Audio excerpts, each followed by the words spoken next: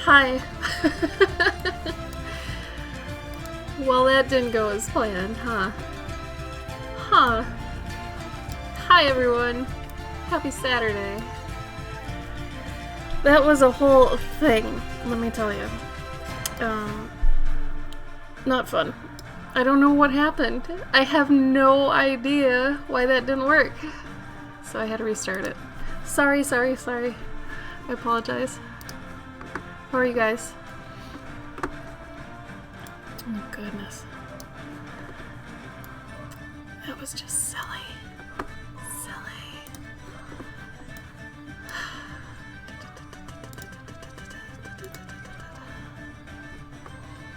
Alright, we're gonna be doing ATCS, I guess. I kind of thought today through, but I also didn't. But I was doing one today for one of my patrons, and I was doing it in tones because they wanted tones instead of color, and it was actually really fun. So I might do another toned one here in a second. My week. Oh my god, it's been a week. What did I do? I don't even know what I did. You're gonna have to give me a minute to remember, Serenity. I can't even for the life of me think of what I did this morning. Huh. I think it was good. I can't think of any really bad stuff, I guess. I don't know. How was yours? I bet you know better than I do how your week was, because I got nothing right now. My quick brain thinking right now is off because I had to do all that really techie crap just now, so I'm like fried and advanced currently. Okay.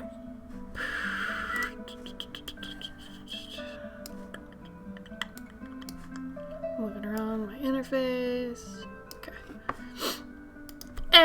Clover back on cam. Yeah, sometimes I don't want to do the cam. Sometimes I do. Sometimes I don't.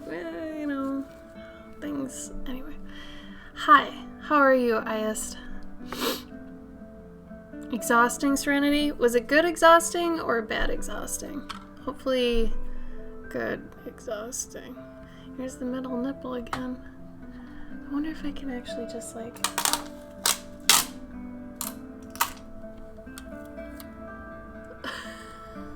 I don't know why. I'm not even a viewer and this bothers me. I just hate that it pokes in the frame. That's gonna pop at some point, and when it does, it might be kind of funny. Bad exhausting? I'm sorry, Serenity. Are you at least feeling a bit better? What did I do this week, you guys? Let's start off the stream with a question, so we get everybody, like, interacting and stuff. What's your favorite number, and why? How about that? Something super dry. That it seems like everybody has an opinion on that sort of thing, though. Which is weird, because, you know, you're like, that's dumb, and then you think about it, it's like, well, I do have a favorite number. Okay, maybe it's not so dumb.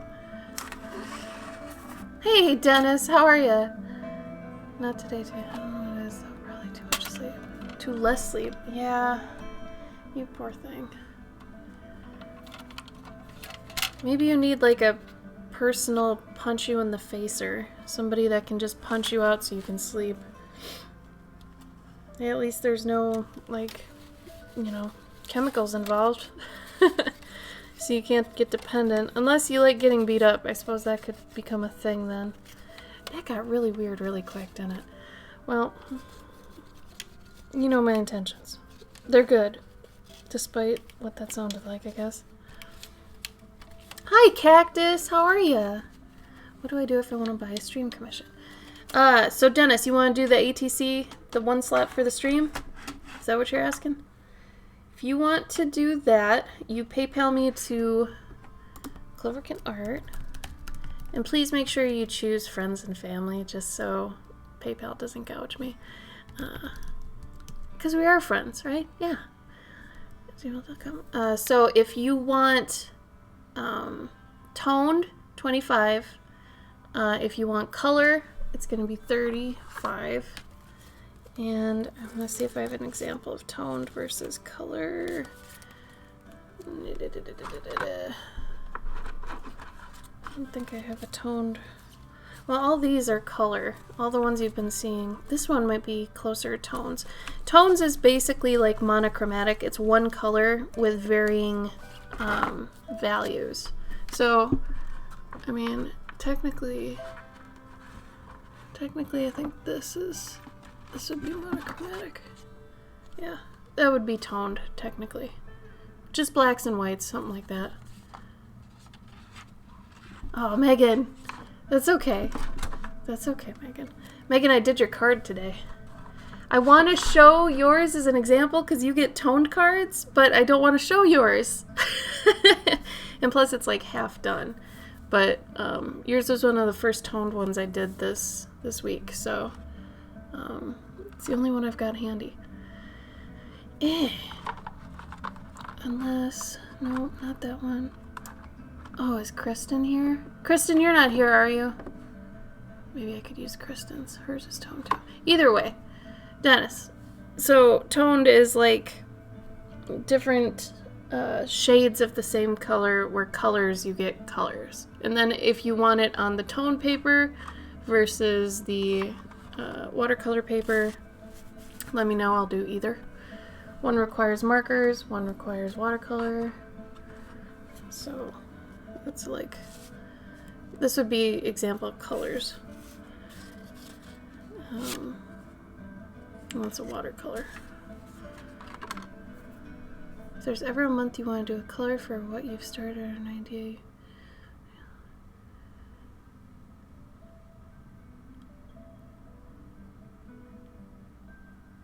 If you want, Megan. Yeah.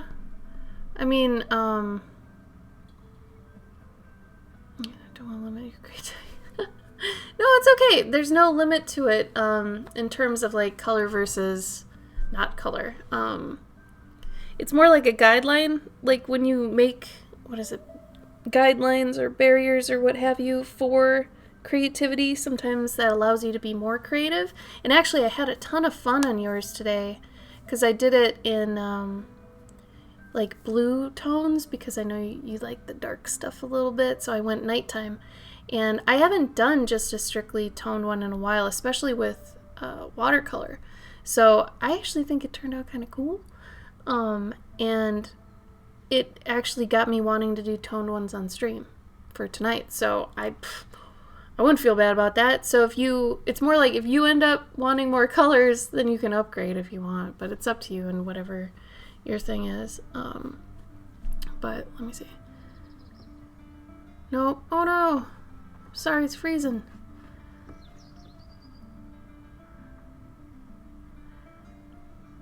I see, Megan.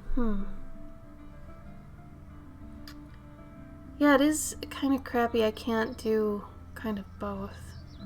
I wish there was a way I could do both. You know what?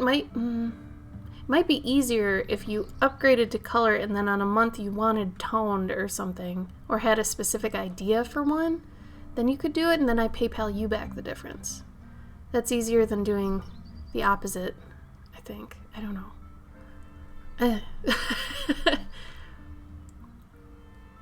No freezing. Oh, I'm glad no one else is freezing. But yeah, Dennis, let me know if you do it, and if you do, yeah, Megan, no problem. Okay, Dennis, you want color. Do you want the tone marker, or do you want the watercolor color? Let me see. This is not the right colors right now. Hold on. I got it. Thank you, Dennis. Thank you. Brightness needs to come down a bit. Color intensity needs to come down a bit. That's a bit more true to it. It's a little more desaturated than that, though.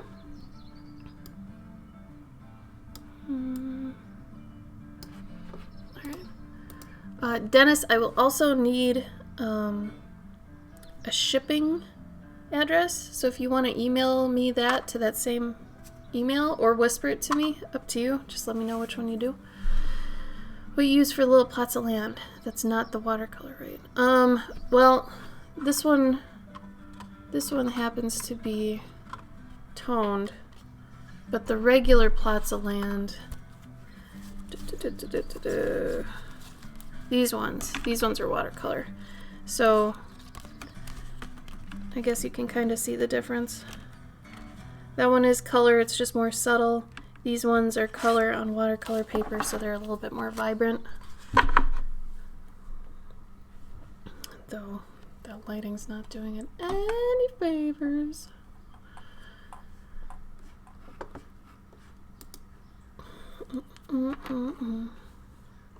Hey, thanks, Lee McGuire. I appreciate that. Welcome. We're just working on ATCs lately, and for anybody who's not familiar with ATCs, ATC stands for Artist Trading Card, which they're about the size of an actual trading card. So you can keep them in like baseball card sleeves and little, whatever the hell these things are. I mean, they're just little card protectors. So you can just and then keep them like that, or you can keep them in a book if you end up kind of getting obsessed with them and, you know, getting one from your favorite artists and having this cool little binder full of original art that is priceless. I have one and I'm very proud of it. I have some really cool originals by some people in them, and I mean they're affordable, which is the best part. You know, they're not 18 by 24 giant painted pieces that cost thousands of dollars. They're little things. They're little cool things. I like them. Anyway. Well, thanks, Lee. They're a cool idea. I don't know where they even originated from, but there's like a whole underground thing where, like, on Instagram, if you look up the hashtag ATC, you'll see they're popular. It's just super, like, niche and kind of hidden. I don't know. Watercolor is fine then. I really like the water in the far left of the screen. Shit. Which one was the far left? I think it was this one, right? You like this guy? So what are you thinking then? Do you want a plot of land one? I can do one of these for you. They're really fun. Let me know what kind of a building you'd want. Oh, one I ended with last week. Oh, far left. Oh my god. Okay. So this is toned then. If you like these colors, then that's marker. Send a whisper. You can click on my name. I think that's the easiest way to do it, is you click on it if you're on like a desktop, and then say whisper. You can whisper it. That way. You guys ever confuse your left and your right? Like, I feel so dumb. Or I think it's /W. Yeah, do /W. Here, I'll just whisper it at you. Maybe that'll help.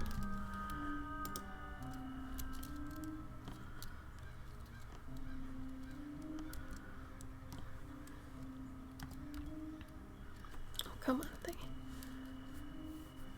There you go. Oh, you got it. Okay, good. Sorry, my thing's going real slow.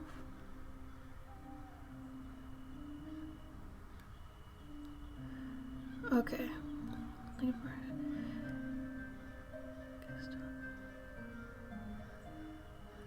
No. Oh, no. Okay, so sorry. Dennis, I'm dumb. I should have said this better. So there's toned paper and watercolor paper. They can both have tones or color on them.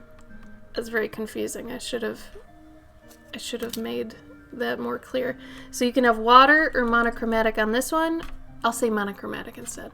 Or you can have color or monochromatic on this one. You got color, so you can have color on either one of these. Either one. Doesn't matter which one. This is just an example of the color on the toned.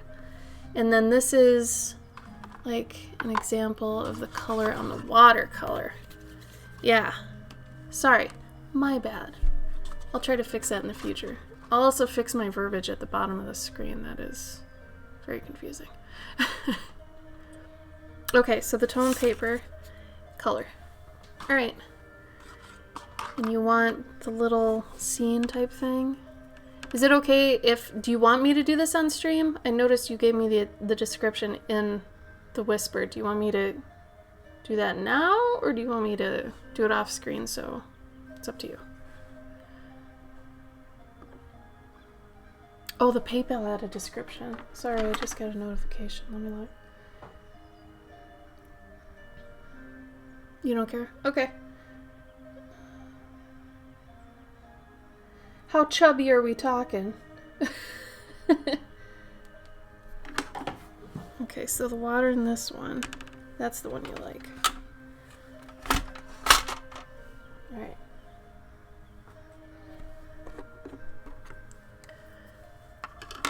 Oh, Nightshade. Hey, man.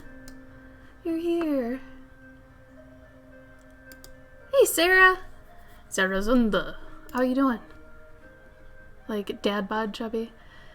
Okay, if he's sitting, he might just kind of look like a little ball of fur. I can try to zoom in more than these other ones, though, if you want.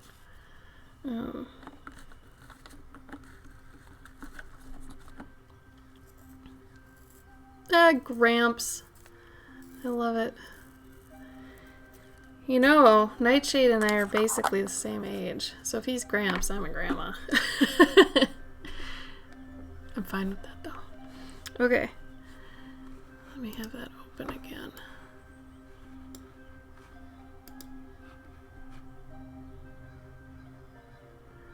A little really zoom in, fine. Does that have to be a little? Oh, okay. So you want a scene.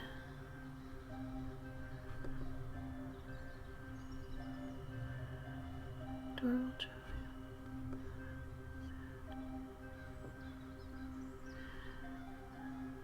you want his feet in the water? Basically cactus. It's okay.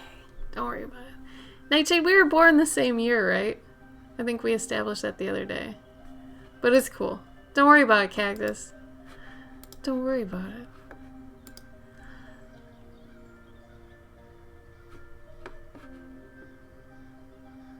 Okay, Dennis. Let's see. A werewolf. So basically just a bipedal wolf, right? Let me see. And we get to make him really cute. Chubby werewolf. I could do it from memory, but I just want to make sure, because sometimes when I draw wolves, they kind of look like foxes a bit, because it's all in the snout. You got to make sure if you're doing a wolf that the snout is girthy. A thick snout, you know. Thick.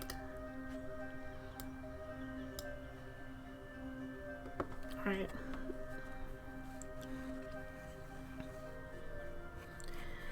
Dennis, do you want him to be wearing clothes? Give him big, thick ears.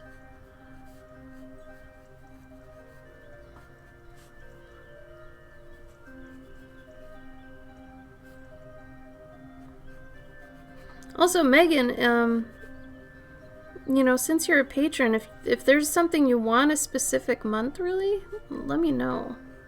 Because we can do it that way, too.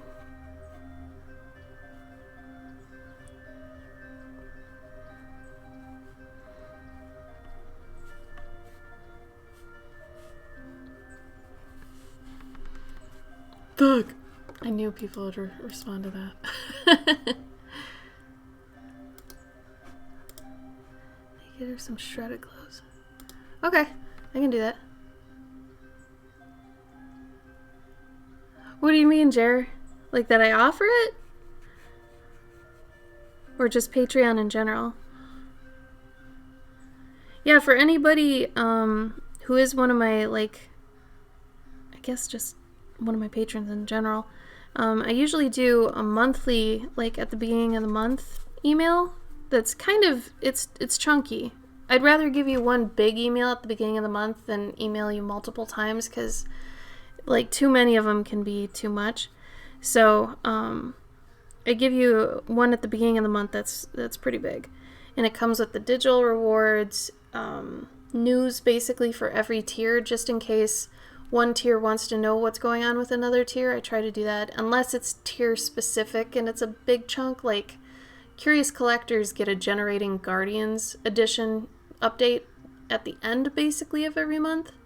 So there's that. But a lot of the time I don't need to, directly talk to any of the other tiers. It's pretty hands-off for the most part. But every month I usually give you like a coupon code if I just release something, or like do the time lapses. I show you GIFs of my processes.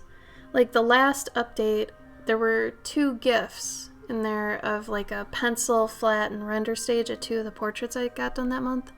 So. Oh, yeah, Jeremy, go catch up on their stuff. Remember, if you do open up someone's like Patreon update, at least give them a like on it to let them know that you saw it. Because a lot of the time we'll, send these things out and we don't even know if people see them. Like Patreon, for some reason, doesn't give us any stats, like opened by this many. Not like Instagram, right? Instagram's cool because it's like, hey, this many people opened your story, here's where they ducked out, here's this, that, and the other thing. Patreon doesn't tell you any of that. I love Patreon, but man, there's a couple things I would totally want to change with it, and I'm actually getting to the point with one of my suggestions for them that I'm gonna probably email them, because I would really like a Twitter live feed sort of thing that your patrons can see. That's like Discord, but Discord is a third-party application. I would rather that people that are in Patreon, that know how to use Patreon, that go to Patreon, can actually look in the UI and find, oh, I'm at this tier for this artist, and they just put up a tweet, so to speak, which is like a little snippet instead of a giant wide email that goes out to people. I would rather have these little things that, hey, here's what I'm working on tonight with your stuff, blah, blah, little updates, Nothing that requires sending them an email, but if they want to go check it, I don't know why Patreon wouldn't do that, because not only would it be good for, the patrons, but it's going to increase interactivity on their site and traffic. Why wouldn't you want that, right? I don't know. It's weird. Hey, Sarah Graham. Oh, thank you, Serenity. I think if you do Cloverkin /overview, it might tell you the beginning, because I think that just goes to my posts. But I think if you just go to patreon.com/Cloverkin, it should tell you stuff. I know, Dennis. Let's give him the old tattered pants with the rope fastener. How about that?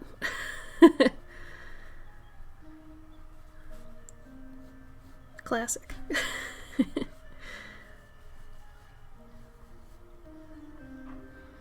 Oh, he wanted him sad. I've got him here smiling. Is he a little melancholy guy? Is this like an OC of yours?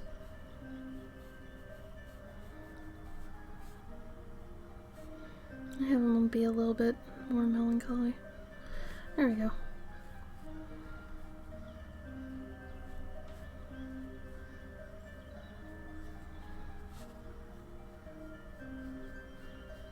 Oh, and you wanted him chubby.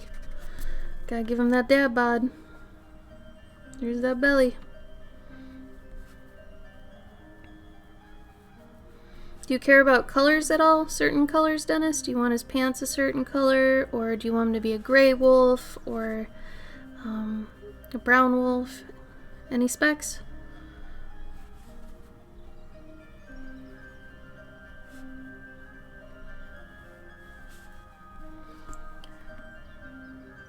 Oh, your book character? Oh, I like it. Yeah, and don't forget to send me your address, or at least a shipping address, so I can send this to you. For anybody waiting on their ATCS, they should be going out Monday or Tuesday, I'm hoping. So, darker colored wolf burlap pants. Okay. think they usually have white bellies too, right? Yeah. It's weird though because when you look at a wolf, they kind of have the same markings as a fox, which this is where it gets really blurry between a fox and a wolf. Wolves are so much bigger, and foxes are lean, but the fact that there's white here, that's a fox thing. They have very chunky, thick ears, similar to a fox. Their tail, similar to a fox. Not as fluffy, but it's weird. Aw, Cactus, you're gonna go sleep soon? How was your Saturday, Cactus? Was it good? Give him little chunky toes. Why is he sad, Dennis? Can you like go into that or no? Don't spoil anything if it's part of your story, but why is he a sad boy?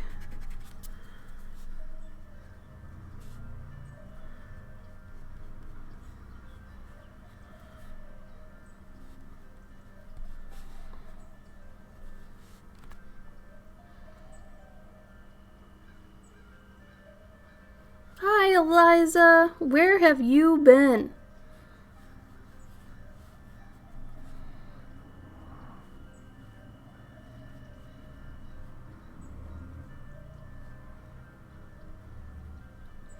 Oh, Megan, I finally got your mom all that stuff. Just took me a million years.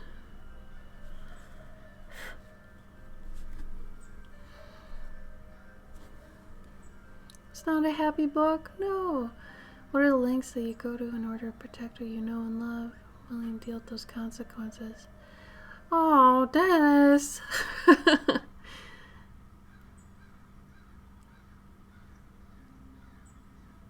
Oh, gosh. Are you happy about that news, Cactus, or would you have rather gone back? Oh, okay, Nightshade, I got two for you. One Crazy Summer and Summer Rental. Those are good ones.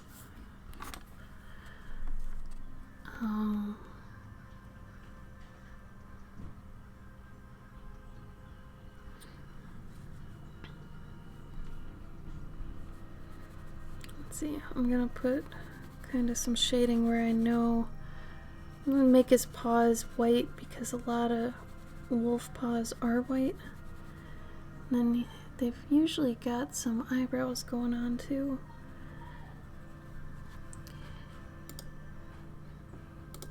And Dennis, you said a darker colored wolf, burlap pants. So probably like a gray wolf. I gotta write this down because I will forget.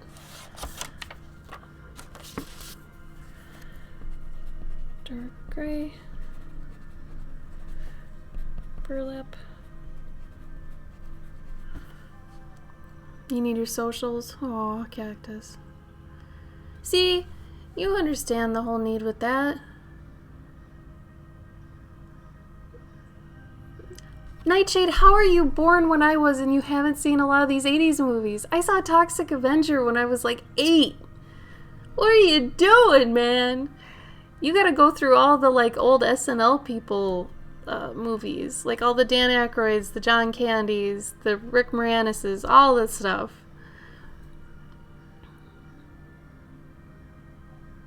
Yeah, they are, but One Crazy Summer has young John Cusack, Demi Moore, Bobcat Goldthwait. We're big fans of him here. There's another guy too. Oh, George Burns has a small cameo. And then Summer Rental is mainly just John Candy. It's also got Rip Torn in it as a pirate. That's fun. Yeah, they're both fun movies. And they're, template 80s. Classic 80s. Like Great Outdoors is one with John Candy and Dan Aykroyd. God, what are other ones? I usually have a bunch of go-tos. I mean, I am a huge Michael Keaton fan, too. Michael Keaton and Kurt Russell. So Michael Keaton movies like Mr. Mom. I've loved Mr. Mom forever. That's such a good movie. Kurt Russell with Overboard. I refuse to see the new Overboard. I won't. I just won't. Any Escape from LA or New York movies? Because, did you guys know Solid Snake from Metal Gear was basically based off Snake Plissken from Escape from movies? Some people don't know. I like to throw that in there. Oh yeah, Great Outdoors is great. Oh my god. I love all those movies. Like Home Alone even has, any John Candy movie. Uncle Buck. God, I'm trying to think of more. I mean, obviously both the Ghostbusters are just,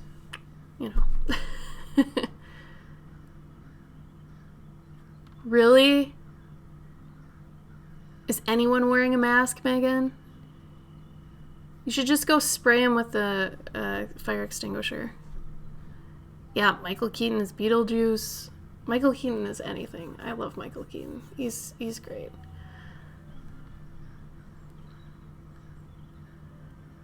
Now the thing off your face. Good day, madam. Oh, that poor lady's mole. Oh, other movies too, like Trading Places with Eddie Murphy and the other one that's almost the exact same, but Coming to America. All those movies, you guys. Golden Age. Nightshade, did you watch Legend yet?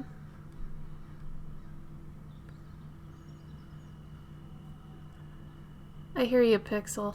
Pixel Cactus. Going and just being around people. Yeah.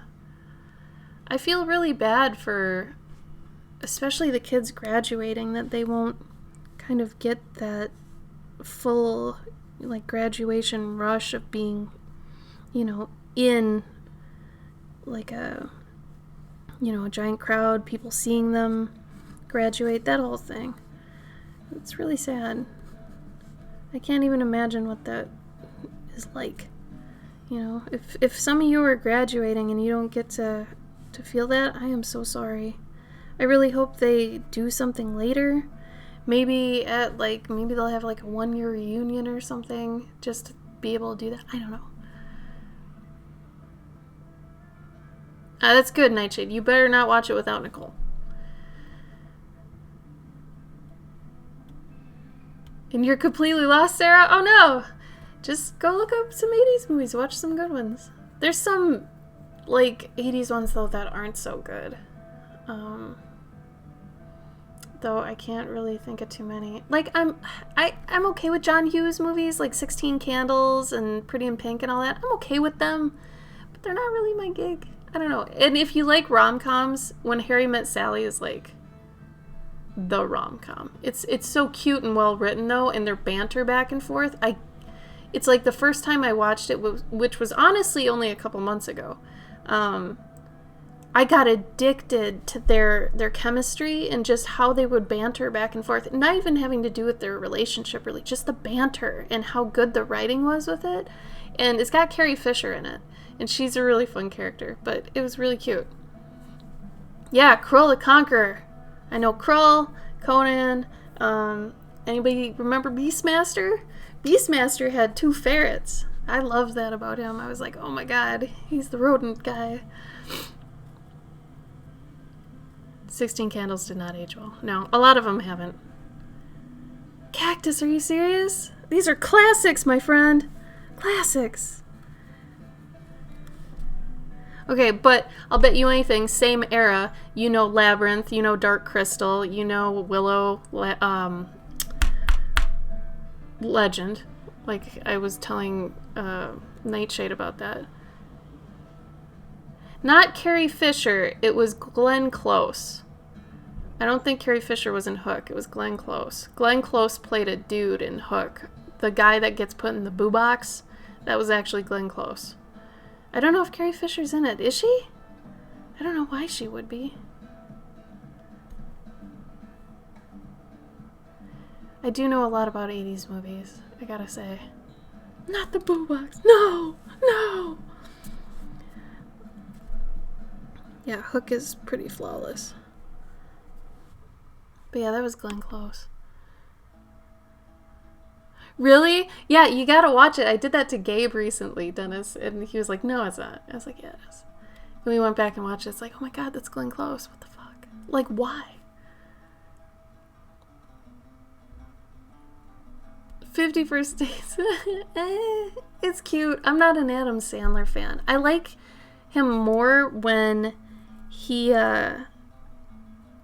serious. I hate him when he's obnoxious. Like his old Billy Madison era movies, I'm like, okay.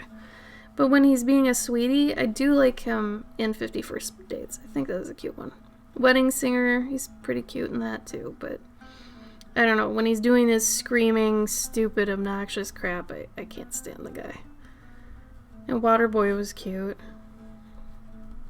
But yeah, I don't know. Adam Sandler. Hit and miss. Hit and miss with me.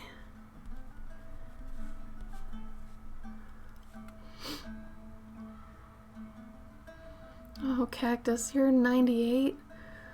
Oh my god. I was 12 in 98. What?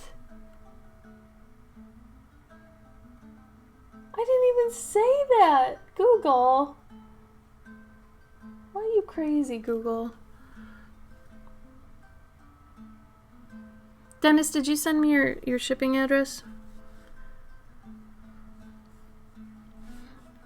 I'm trying to plot out where this stuff goes.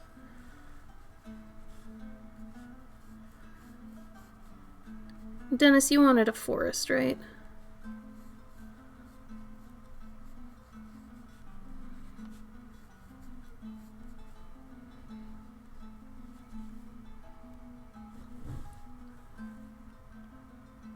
Google Gremlins. Speaking of Gremlins, also good 80s movie. 1 and 2.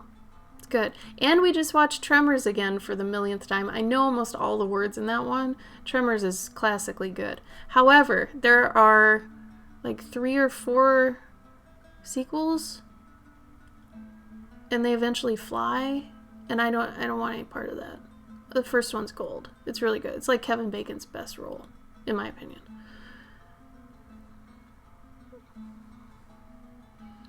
I'm like, oh my god. I have this giant gray streak that you'll probably never be able to see in the video, but if I could show you, I would. I think. No, you can't see it. It's like right in here, and it's like thick, right? But I can kind of cover it up with my other stuff, but I don't want to cover it up. I kind of wish it was more visible a lot of the time. I'm okay with it. I really am. I can't wait till the rest goes gray. Oh, Wild Thing. Time Bandits. Gabe keeps trying to get me to watch Time Bandits, and I haven't yet. I need to. Silver highlights. There you go. Eliza, this one's actually for somebody in the chat, but you could just poll the audience for some ideas for drawing. But Eliza, did I ever tell you how to do the happy hardcore list? That whole thing? Oh my god, Cactus. So you know what we're talking about. Just multiply that a bit.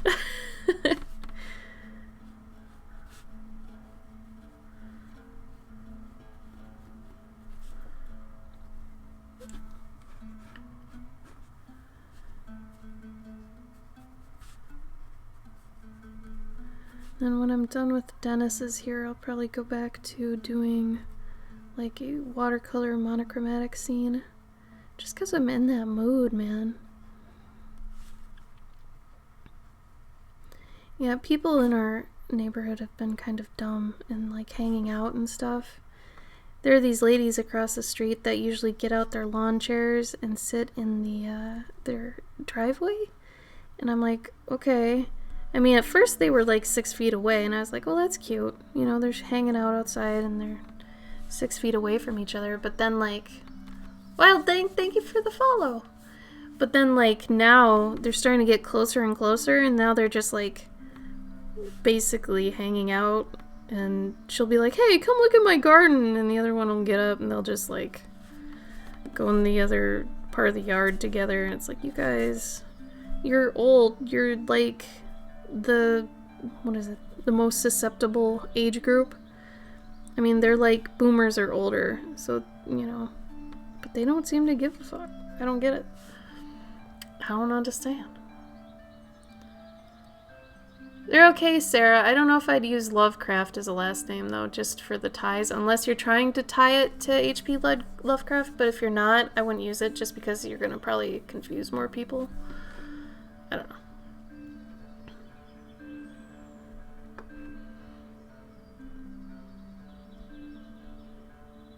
Bert from Tremors? Yes, Dennis. Consider that a compliment, because Bert's hilarious. I mean, I'm sorry he didn't know who you were, but, I mean, Bert's not bad to be confused with, at least. I feel you, Serenity. I totally feel you. When I have to work and Gabe doesn't, do you leave him a list of things to do? Like what? Nightshade, like chores?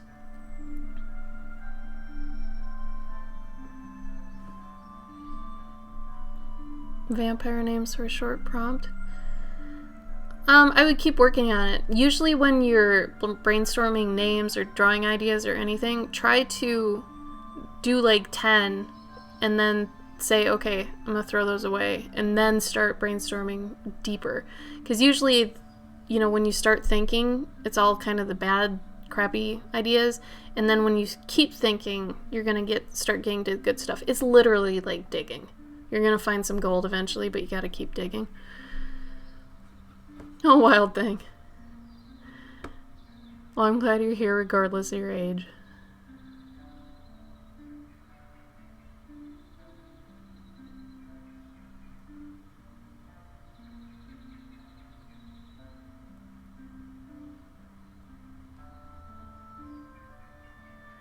Yeah, at least Loveless I like, because I don't think of any other characters. But using Lovecraft is like, you're gonna think of, you know, H.P. Lovecraft if you know. So maybe just, you know, try to make your own. You'll feel better about it too. It'll feel more like your character than anything else.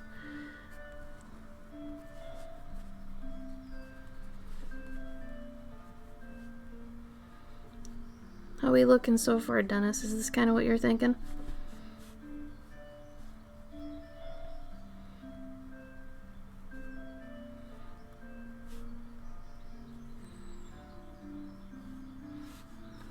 Go over here. I'm gonna have a little waterfall right here. List of chores.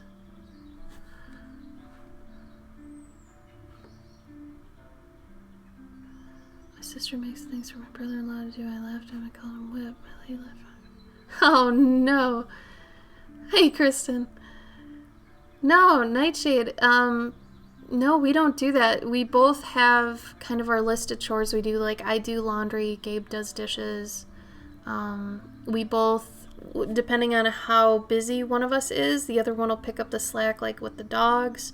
It's just kind of natural at this point. We don't do lists. The only thing we list is like groceries. But, I don't know. The happy hardcore list, Eliza. Oh, cool, Dennis. All right.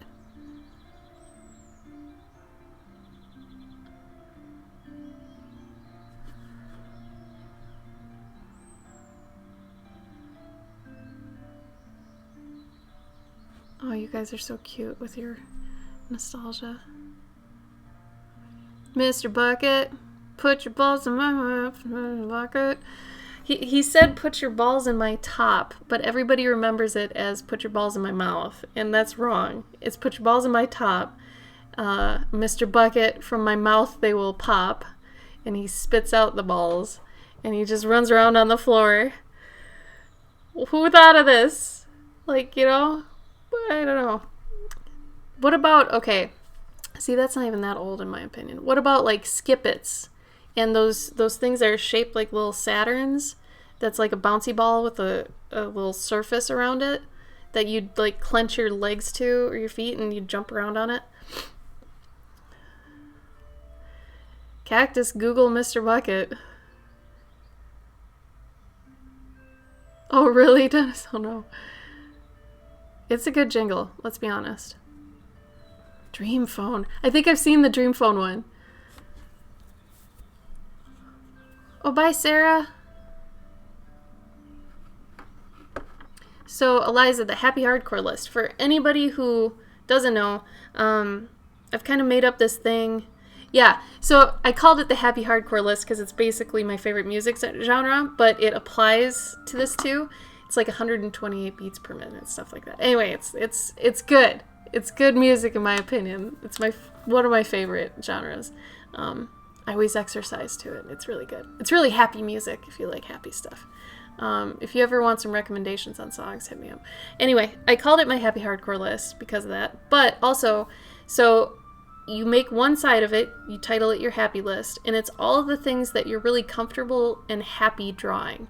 Doesn't matter if they're good. Like if you really like drawing acorns but you suck at them, doesn't matter. This is like a comfort list. So happy is synonymous with comfort. So do like 5 to 10 things that you're like, yeah, I love drawing that, and I love drawing that, and this is great, and this makes me feel good. That's your happy side. Your hardcore side is going to be a list of 5 to 10 things that are hard for you. They're a challenge, right? So put down those things. Everybody usually puts anatomy at the beginning. Move on from that. Okay, yeah, anatomy. What else? Vehicles, buildings, architecture, perspective, what? Do a list of that. So that this dual list comes in handy then on the days like, let's say you're having an off day and, you know, you don't know what to draw. You don't really feel like it, but you know you should. Go consult your happy side of the list and draw something that, you know, makes you feel good, right? Let's say you're having a really good day and you need a challenge. You go to your hardcore side of the list. That way that you have these things then that are already pre-populated, so you don't have to sit there and be like, what do I want to draw? Because sometimes that takes up more time than just picking something and drawing. And sometimes you'll pick something from the list, you'll start drawing it, and then you'll be like, you know what, this makes me think of something else I want to draw. And then you start drawing that. There you go. You know, it's just kind of a prompt warm-up, really. So, you know, use this list to kind of do that. You can do it with writing, too. Like, do this happy hardcore thing with it. Crossfire was a dope commercial. Skip it, skip it. Do-wop-bop-bop, do-wop-bop.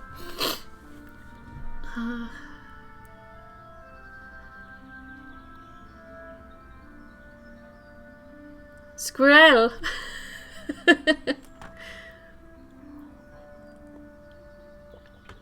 Yeah, so anyway,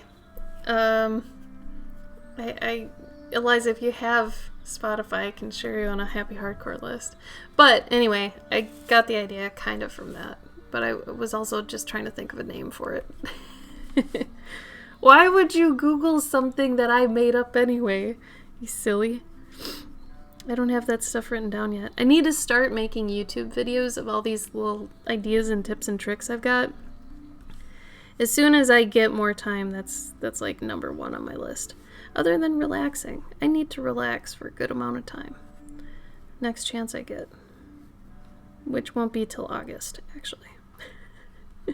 Spoiler, it's in August. Alright, this is going to be a little thing here, and there's going to be some splash. And this is all water. These are under the water. You have really good English, though, Serenity. I mean, you, in my opinion, are more articulate and well-spoken than I am. I mean, you know, you're a native German speaker.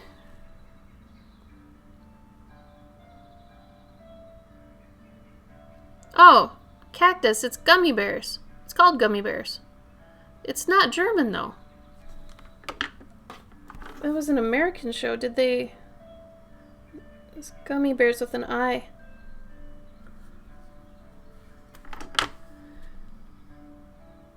Yeah, gummy bears. It wasn't German, though. Like I said. This one, yeah?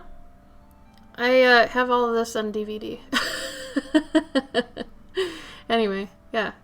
Gummy bears. That was Sunny. That was Grumpy. Forgot his name. Old guy. Maybe it was Gramps. She had a really good smoker's voice, though. Yeah, definitely. It's that same style, like that Don Bluth, American, like, tail look. So, yeah, I would say anything that almost looks like that is probably American. Chubby! Or Cubby, yeah. I couldn't. Okay, I couldn't get into Tailspin though. This is like this whole group of these things. It's like Darkwing Duck, Tailspin, DuckTales. Um, God, there's another one that was like Tailspin, but it was different. Do you remember Marsupilami? That was a weird show. Bonkers, yep. Gummy berry juice, yes. That show is pretty close to kind of what I aspire to be, I think. I think they are, Kristen, yeah.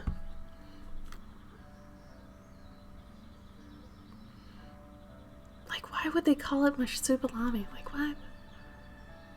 Oh, really, Jeremy? Oh, God. It was a strange creature, man. I think it was supposed to be like a rip-off lemur, but, I don't know. Because it was supposed to be like Australian, right? Something like that. I didn't like Tailspin. I mean, like all the characters felt kind of reused. Like the bear was blue, basically, right? And Cloud Kicker, I don't know. Like, and then for some reason, the lady in that reminded me of Becky from Full House. I don't know why. However, I love Chippendale Rescue Rangers, and if I cosplay anything from a cartoon ever in my life, again going forward, it's gonna be Gadget, because she was the best mouse, like for real. Oh my god. Oh my gosh. What the dog? You remember the show about the dog called What a Mess? No. I remember Wishbone. What's the story, Wishbone? Yeah, dude, Rescue Rangers was the shit. I loved it. Let's go further back, though. Who remembers Garfield, Heathcliff, and there was another one that was like Rescue Rangers. Oh, or Inspector Gadget, too. 80s She-Ra. I don't remember it being watchable. I don't even remember 80s She-Ra being, like, popular. Not as much as He-Man. Oh, you want a mind trip? Gabe and I found this terrible, terrible 80s cartoon called Black Star. Oh boy, it's on YouTube. It's bad. It's so bad. It's one of those ones that repeats the same animation like within 2 minutes. Ooh, it's like a poor man's He-Man. It's hard to watch. It's tough. Give it a look-see. It's something else.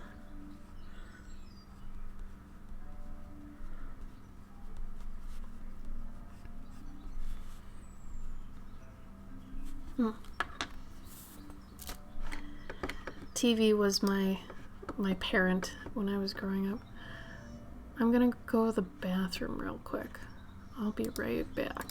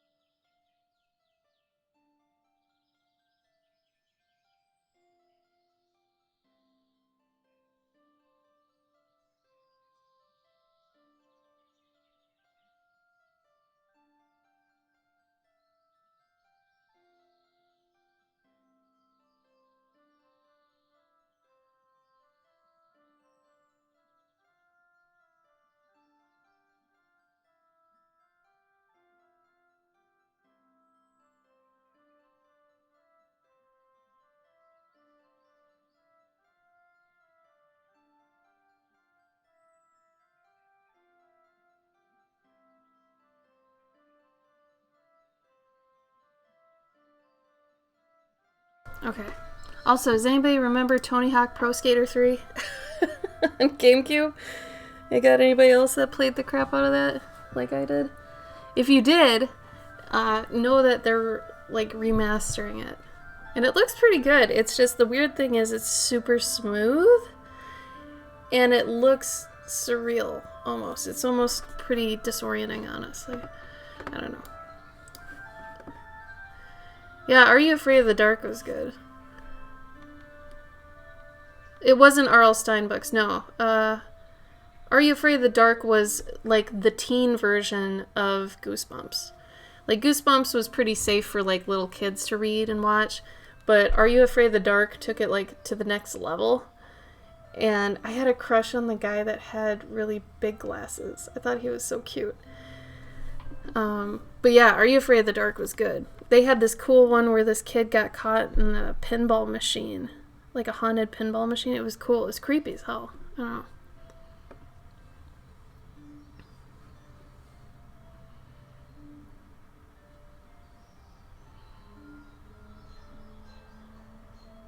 Yeah, Are You Afraid of the Dark had some really scary episodes. Oh, there was another one. Dennis, do you remember the one where there was a monster that was like haunting pools? Or I forget if it was just this one pool or if it was water too, but they had to beat it by like throwing powdered bleach on it or something. That scared the hell out of me. It was weird. Anyway, sorry. I liked all the old cartoons that were super ugly, like Real Monsters, Rocco, Ren and Stimpy. Like, they were ugly. They were ugly, scary shows. I think the only one that kind of keeps to that is SpongeBob. Like, I feel like SpongeBob is, I know that's getting old now too, but I feel like that's one of those cartoons that's still ugly, you know, and it's like raw. I kind of like those.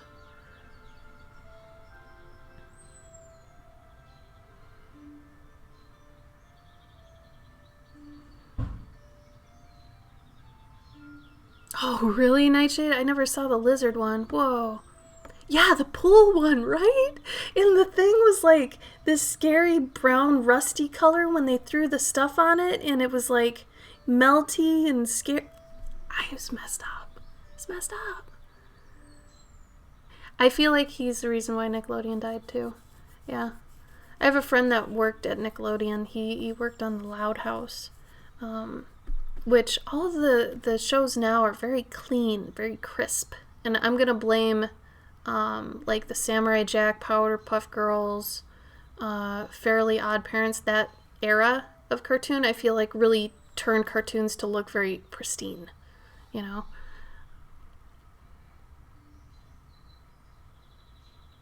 It's like R.L. Stine was a wannabe Stephen King, but for kids. And it seems like whenever this kind of thing comes up, we always talk about the Scary Stories books. Those are messed up.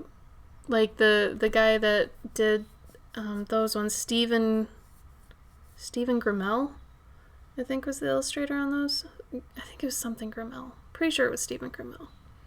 But they actually re-released the Scary Stories books later without those illustrations. They got a different guy that illustrated them, and they're not the same.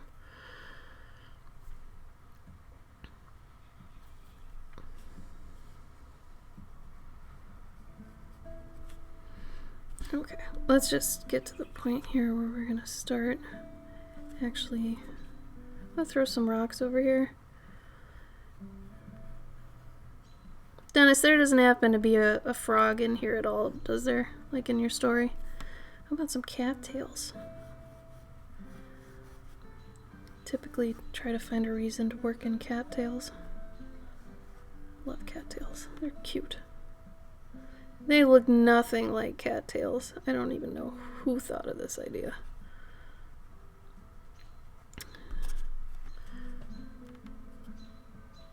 Animorphs is around the time that Alex Mack was, too. That and Erie, Indiana. Those were all in the same block, I think.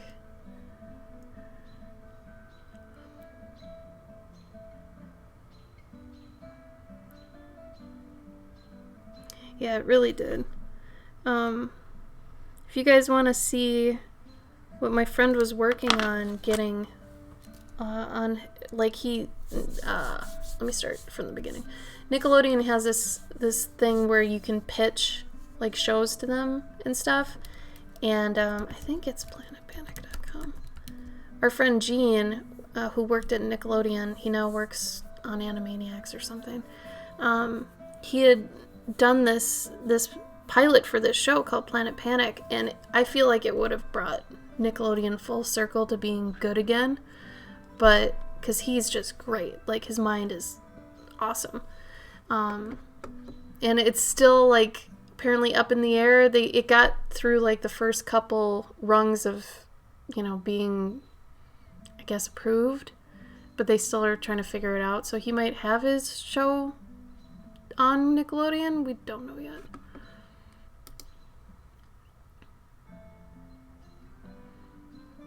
Okay, Dennis, cool. Everybody I knew was like having a crush on Alex Mack at the time, and I was like, I almost look exactly like this girl, but you guys don't even. What's the deal? It was weird. No, Megan, what one was that on? All you people who like Animorphs, you're closet furries. I never liked Animorphs, and look at me. You're a furry. And that's okay. There's nothing wrong with that. You be you. But yeah, Animorphs. I couldn't get into it. I don't know why. I don't know if it was too cheesy for me. I don't know. I think it was the book covers. The book covers, I think, turned me completely off on it. Seriously. Yeah, well, Nightshade, I did too, except I had big glasses and big teeth, and I was kind of a nerd. I had a Sega. Come on, girls with a Sega back in like 94, 96. I was cool. Yeah, I didn't have those, Jeremy. I mean, if you give me a taser, I could have had electricity.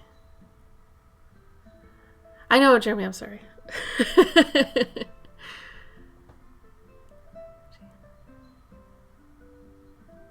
Oh, that sounds really cute, Serenity. How old is that? Alright. Sorry, Dennis, I keep getting distracted. I'm sorry. Where are my markers? Here we go. Here are all my markers. Marker.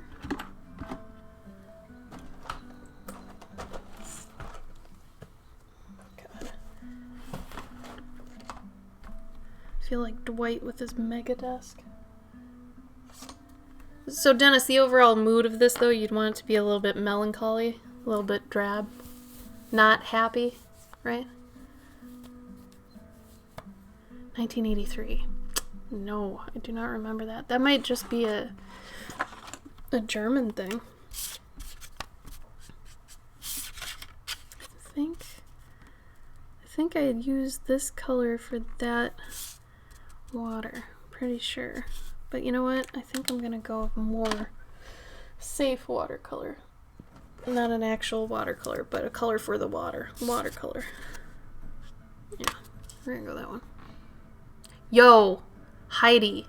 I haven't seen the Heidi anime show, but oh my god, there's one on Prime that I grew up with that I love to death. There's a million Heidi movies apparently, but the one that I think is really good, that feels like an anime, like a total Studio Ghibli Heidi, is the one with Jason Robards. Oh, that one's awesome. And the little Heidi girl in that one is better than any other Heidi girl ever. Like, she is the cutest damn thing. It hurts how cute she is. It's not stupid cute either. It's like, she's legit. She's cool. She's badass. It feels like a Ghibli movie. Like, completely. Hi, Gio. Welcome.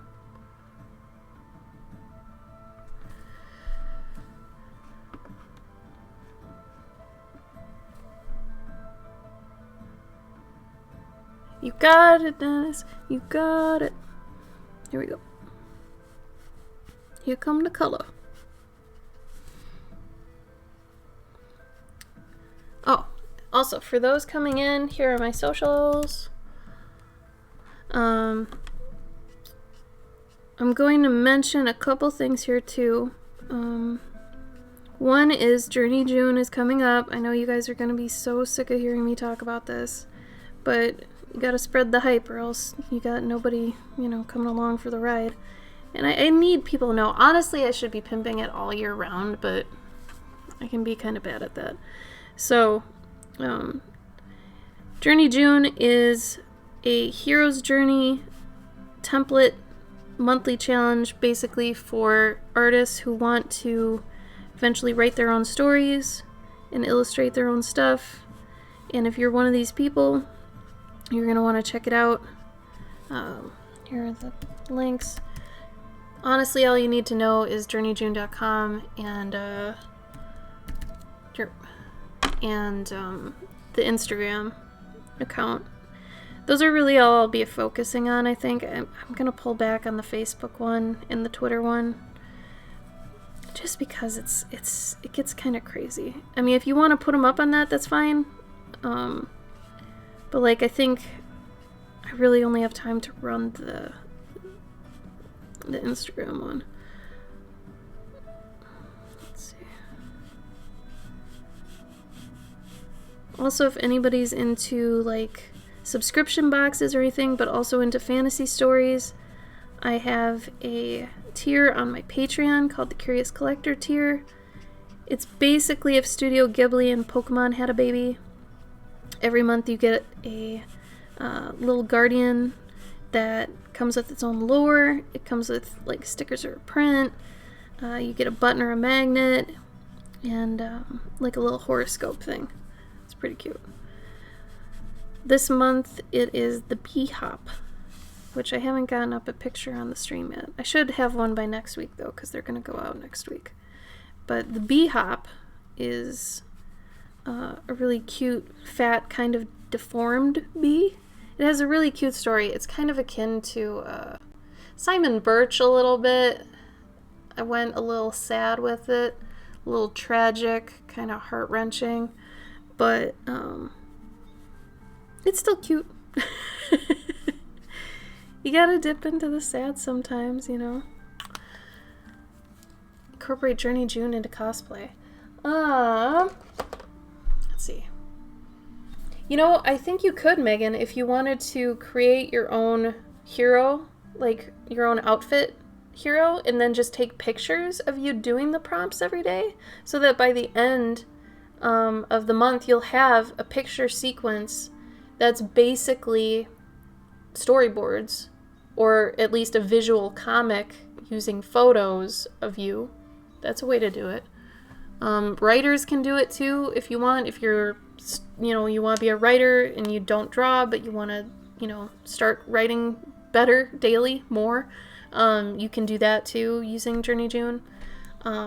It's a really nice starting point. It's really just low key, super, no anxiety. It's okay. It doesn't have to be like finished drawings, anything like that. It's super laid back. It sounds scary, and I can see why it is. It's just one big project, but just like any project, it teaches you how to break it down day by day and just do little chunks. And by the end of the month, you have a finished project. Guaranteed if you do it every day. I promise you, it'll be done by then. If you do what we ask every day. It's just little things. Just little decisions you gotta make every day. Not a big deal.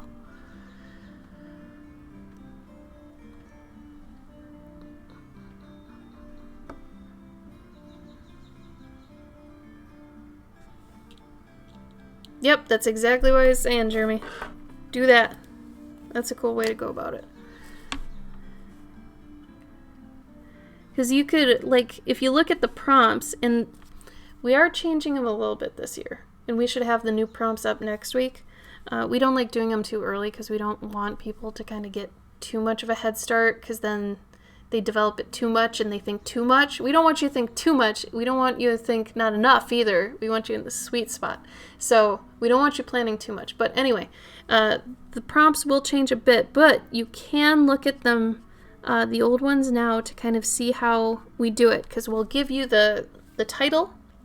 We'll give you basically what we want you to do that day. We'll say what to focus on. Because, a lot of the time you'll get an instruction somehow of, we won't, do this, but,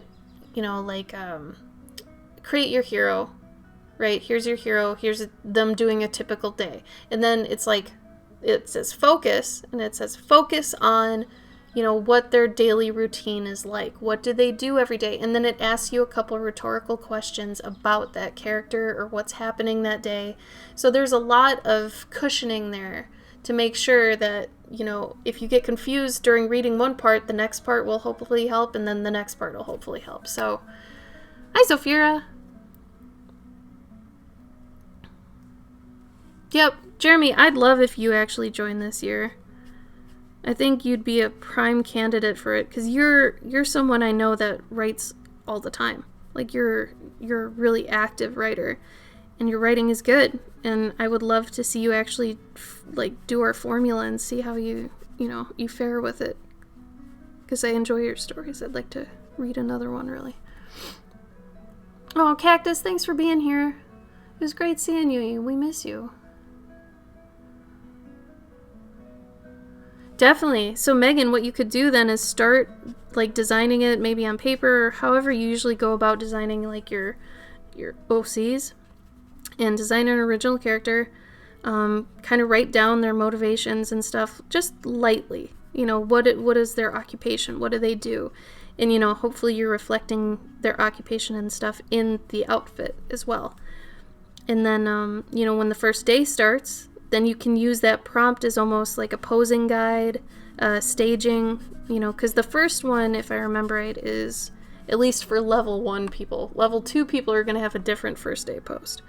But the first day should be something like, you know, here's our hero, show us what they're doing on a normal day for them. So, like, if you've got a little farm girl, but let's say she doesn't like to do her chores and she's off reading somewhere, something like that, then you could show a farm in the background. You could always Photoshop it in, too. Show a farm in the background, she's ignoring her chores and just reading under a tree or something. That already tells us a lot about her character.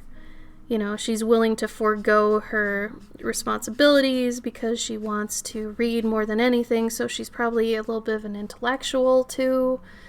There's a lot that you can get through with even something like that, let's say. So thinking about that sort of stuff before June starts is a good one. And then if you finish all the days, we show you how to make your own book. So it's pretty cool. We usually get a good amount of people participating too, which is always really awesome. I think we've had three or four people actually make their books into something, like actual finalized books that they sell now at conventions and stuff. So that's really cool. That's like, you know, the end game goal, I feel. But, you know, that's not their first draft either. So when they did Journey June, you know, they did their story, and then at the end of the month, you've got a rough draft. It is not a final story. So they kept working it, you know, until it was something that, you know, they were happy with, and then they actually sat down and did all the illustrations and stuff. This is why you don't want to do the illustrations ahead of time, because you could end up, you know, illustrating to a rough draft, and that's not what we want you to do. Not one bit.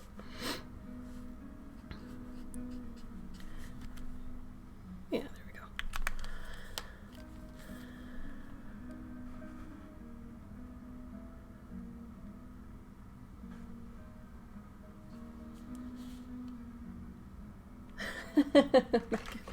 go.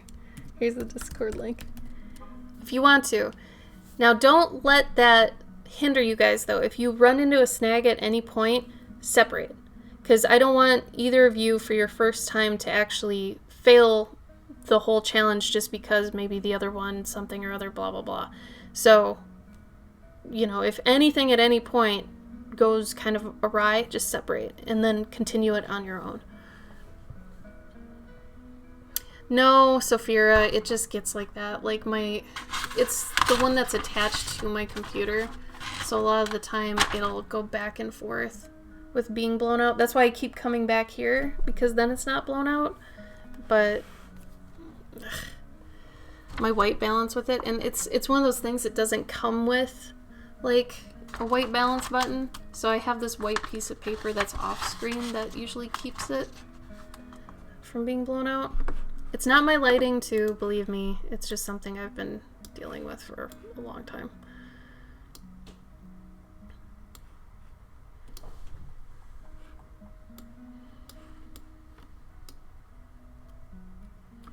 But yeah, sorry about that.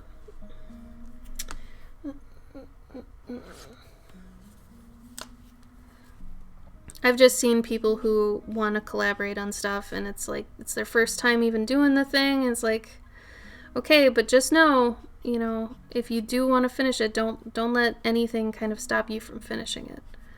Because I usually tell people to, you know, create a hero that you're really invested in, you're really looking forward to. There goes my paper. That, you know, you make them ahead of June in May so that you get really excited to actually work with them in June. Because we want you to have like basically it's a crash test dummy, basically. We don't want you to use any pre-existing characters you've ever had. We don't want you to do anything you've already thought of. This is an exercise. This is to show you how it feels to actually go through an entire story with a character. So we want you to make one that's fresh, that you're excited about now, that's not a big deal, that you have this huge history with. We want you to just have this new one. So make sure if you guys are working together, you're creating a character that you're both, I guess, equally passionate about. If I gave my honest opinion, I'd say do it separately. But if you're really into this and you want to do it, go for it. But, well, thank you, Alex. No, Sophia, believe me, I'm super techie and it doesn't have to do with any of that. I have 4 lights on me. It absolutely has to do with my ambient lighting. Please don't worry about it. I appreciate you asking, but it goes back and forth because this is the cam that's connected inside my computer. So it doesn't have any settings. It's nothing like that. But like I said, I appreciate you asking. That's good, Serenity. I look forward to it. I mean, just know, too, that Journey June, it doesn't have to be fantasy. It can be sci-fi, it can be steampunk, it can be western, it can be anything you want. Modern. It doesn't have to be fantasy at all. At all. No, I've done that, Sophia. I know all about that. Thank you, though. Thank you. It has nothing to do with that. Actually, it's fixed to the point. You know, I know. No, I know that. Thank you. I appreciate the help, but I do not need it. It's not to do with that. It's outside of that. It's actually part of the hardware.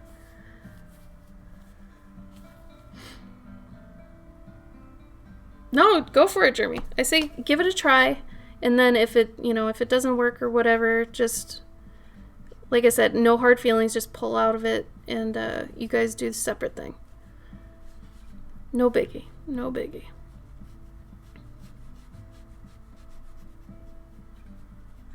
No, I come from like an audio-visual background, and I've got a degree in it, so it's like, when people try to tell me that stuff, it's like me being like, how do I not sound like an asshole about this? But it's like, I know how to do it. It's literally just my lighting setup and my integrated camera. That's all. Don't feel bad, Sophia. Don't feel bad. Don't feel bad one bit. I know you're just trying to help.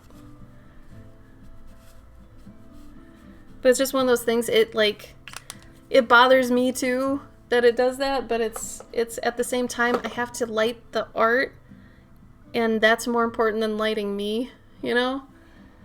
So I'd rather light the art correctly than light me correctly. And if I have to sacrifice one, sometimes I do. It's stupid.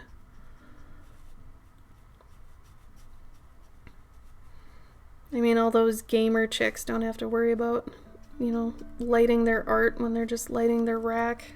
You know what I mean?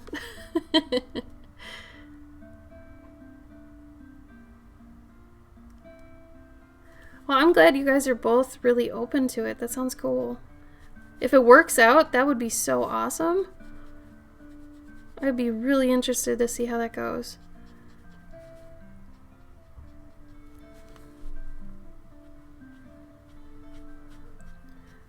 But yeah, there's a Journey June tag that you can look at past stories. It gets kind of muddy just because I feel like some people use the Journey June tag for every year, and then some people do Journey June and then the year. Some people do Journey June and then the end of the year, and it just starts getting muddy. And then there are people that aren't even doing the challenge that use the Journey June tag. So I've been trying to say just use this tag for this year and then make a tag specifically for your story. So right now, if you went onto Instagram and looked up these two separate tags, those are my stories from the past 2 years. So you can just look at those. So I want people to be able to show other people their stories just by being like, here's a hashtag, go look at the story. Or if they end up making the book fully in a physical book, they can be like, hey, if you want to see all the thumbnails and the very first beginnings of this story, follow this hashtag. Go look at it. It's cool to be able to do that, I feel like. Yeah, and honestly, Sophia, if I just had a light box, it would probably solve 4 of these cameras, I think. Something like that. And funny enough, I have one downstairs. Because Gabe's sister is a photographer, and she's got some soft boxes. But it's just I don't want that up here all the time. So I've kind of made peace with the blown out camera. I'm okay with it. It's not a big deal to me. It's a silly thing.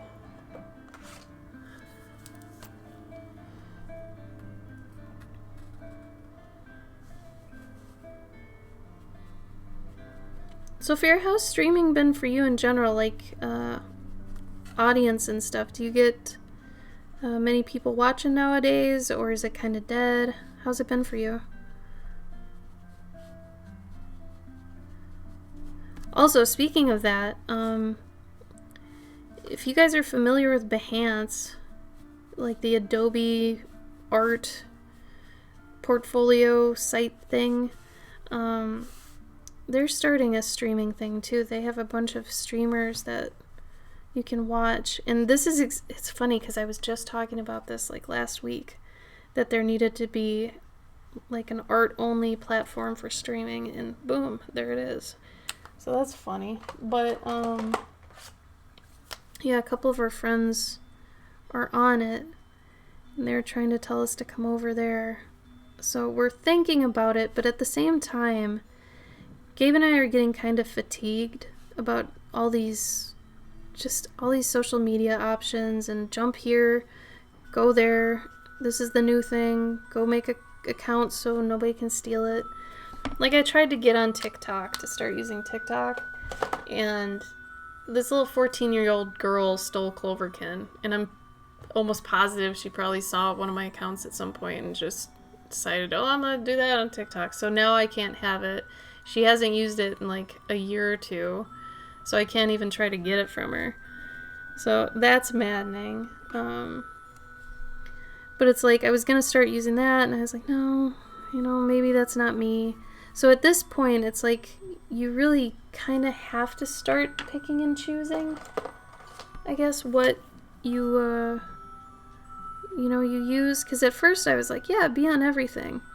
And it was easy to say that because nothing else was out really, But now that it's TikTok and now Quibi and all that crap and this new Behance thing, I don't know, I'm actually, even just talking about it, I'm tired. I'm tired of jumping to things. Do you guys remember Ello? That was a thing. There's so many things.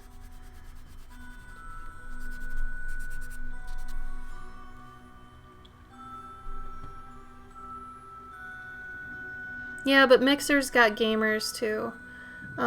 This Adobe one for the Behance streaming, if you go to behance.net/live, they're streaming and it's all art.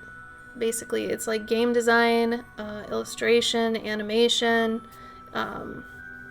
graphic design, all art stuff. It's just Twitch, but art. which is exactly what I was talking about like last stream. I was saying, man, if we could only get, you know, an art-focused streaming platform, and careful what you wish for, I guess. So that's a thing, but it's like once I actually got what I asked for, I'm sitting here like, do I really want to take the time to go try a new one? And then I just get tired. Like, I'll start thinking of everything I need to do for it, and, you know, starting at 0 followers again, and it's just, it's a lot to just think about, you know? And it gets tiring. Like, I've been on Instagram since 2012? 2012, somewhere in there. I had checked recently. It's like, man. Ugh. Oh, is it really? Okay, well, good.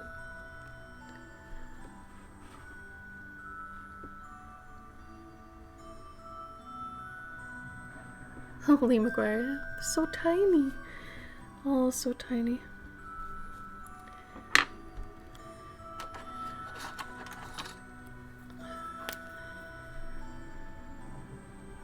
Yeah, I mean, there's Mixer, there's YouTube, there's Facebook, but it's like, you know, Twitch, out of all those, Twitch is the best for basically live streaming and getting money. So you can, yeah, YouTube's great if you've got, I think it was 1,000 followers. YouTube, you can only start monetizing after 1,000. Twitch, as long as you become affiliate, you can start making money. An affiliate you could get if you just bogged down and streamed like for a week or two. You know, you can get that pretty easily. Partner, no way. Good luck. I have a friend that's got like 300,000 followers on Instagram, and he can't even get partner on Twitch. So it's like, it's not even attainable for non-gamers anymore. But yeah, so you can at least make some passive income on Twitch easily, where YouTube it's not as easy.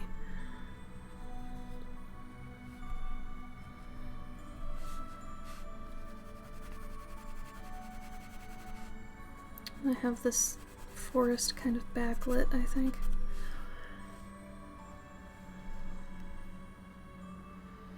Yeah, and that's the thing, Serenity. I think they might pay on the other one, but I have to look into it more. Yeah, it's rough.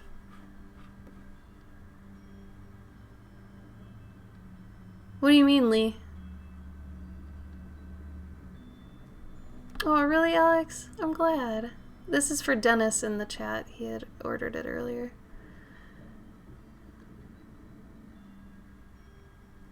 Yeah, Sophira, I hear you. It's weird because like two months ago, we would stream, you know, and not get any follows at all.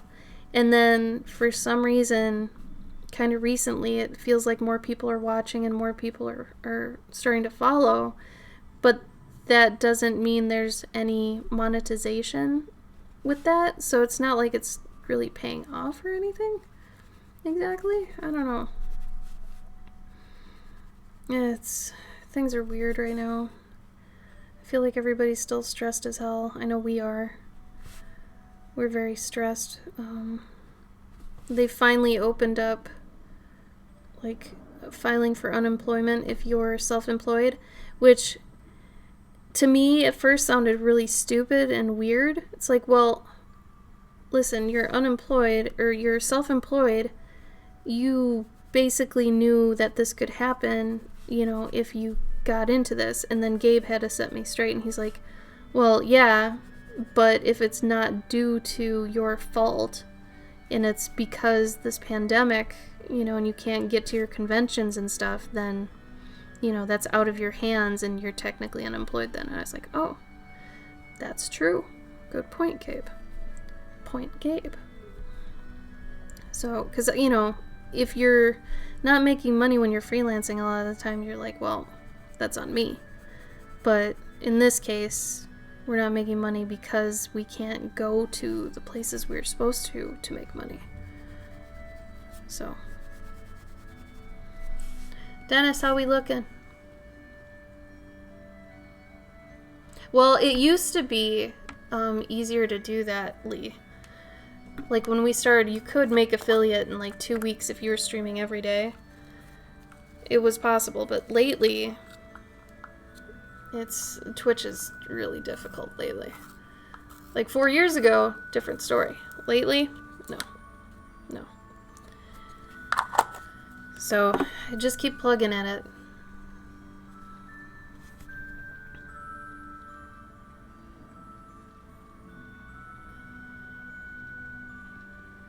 Hey, that's good though, Saphira.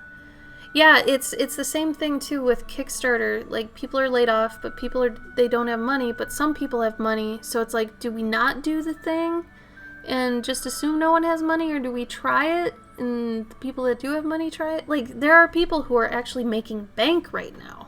Funny enough, I had talked to a guy that works for the CDC and he's making a ton of money.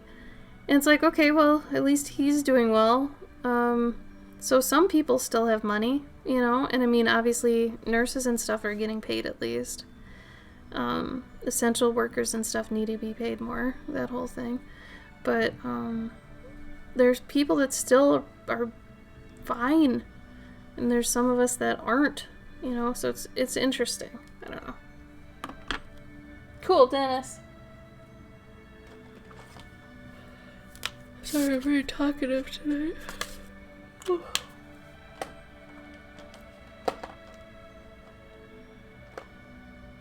Yeah, but I've had 2 friends that did Kickstarters and they're fine. Then again, it's so hard to tell, you know? Like if I had a Kickstarter that I was going to be doing, I'd be a little bit nervous about it, to be honest.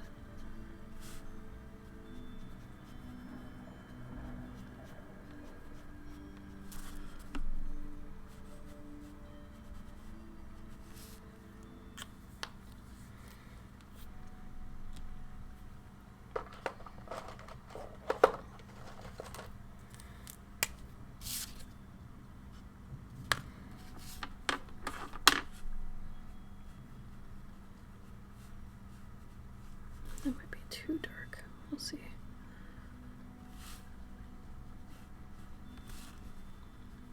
This will kind of come together once I get the shines of the whites in the water.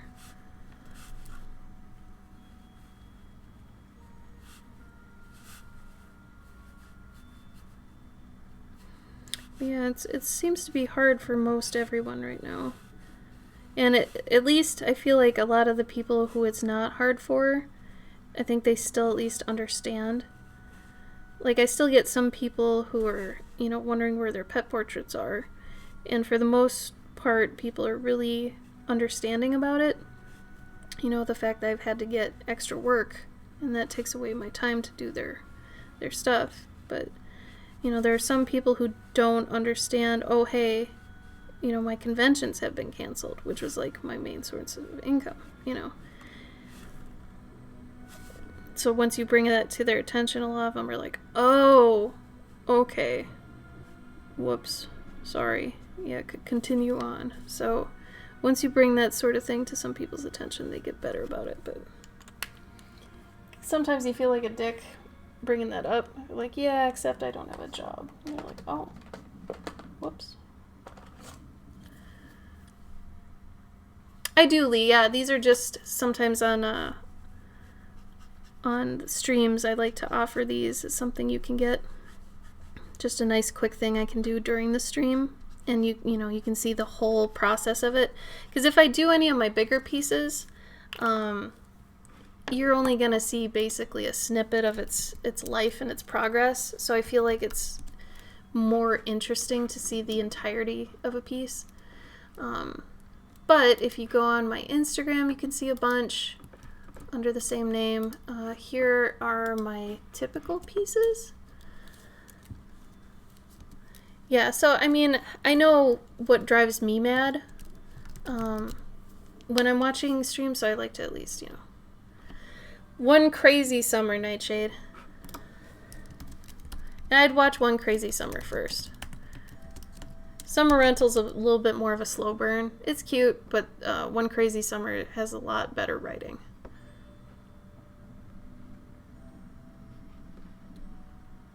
Oh, I know, Sophia, I know.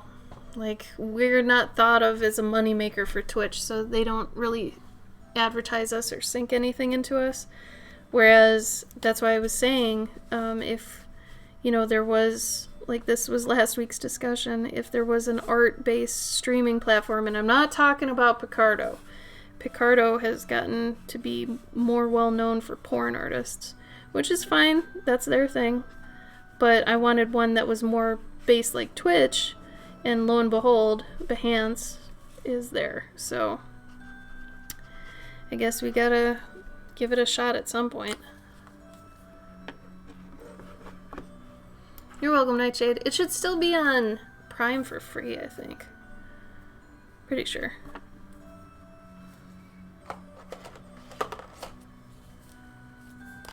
Oh, don't worry about Picardo. It's a Twitter-based one, if I remember right. But yeah, the new art one is on behance.net/live, and that might be a better one to start looking into. But yeah, it's tough. And I don't think Twitch is ever going to put anything into the art side of things. I mean, that goes for their cooking side and, the cosplay side and the sewing side. There's so many creative streams that people do that just don't get any love. And, from a business standpoint, Twitch is right. It's not as lucrative as their gaming side. They're built on their gaming side. So I can't really get mad at them for it, because that's their business model. But I was hoping for a more art-centric one, and I think now I've found it. But, it's just that idea of starting over again that gets old. Especially when you don't have much time to do that sort of thing. It's like, if I had a lot of time, it might be more exciting to actually sink into it and be like, yeah, new overlay, new cool stuff, blah, blah, blah, blah, blah.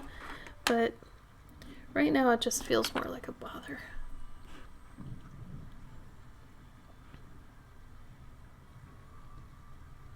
YouTube streaming is okay, but like I said earlier, you can't do YouTube easily and make money right away. You have to have 1,000 subscribers on YouTube to start even making money.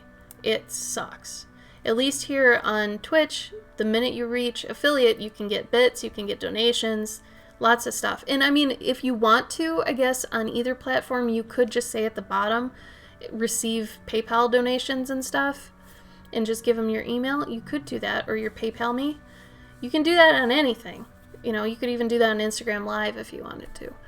But Twitch at least makes it easier, YouTube, I'd love to get up and going more, but that's a grind too. And especially if you can't make money there until you've got 1,000 people. Ugh. It definitely can be, Nightshade. Exactly, Sophia. Time you put in, yeah, it's hard.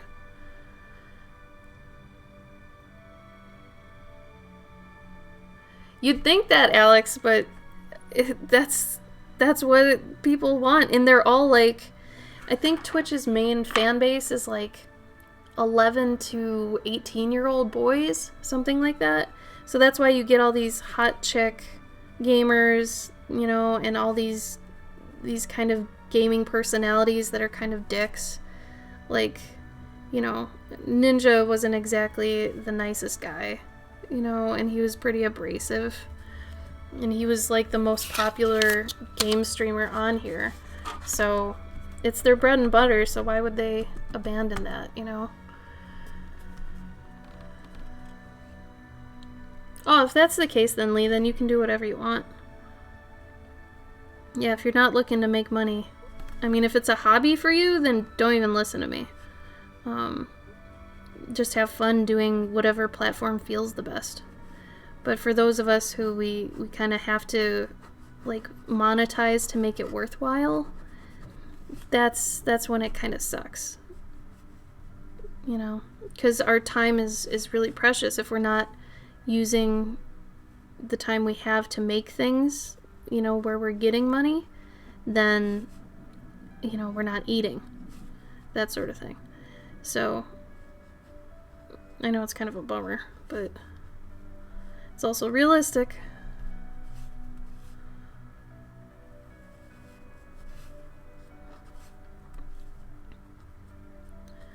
And don't worry, I'll make sure to bring up the whites around the whole piece. Just right now I'm going to the water.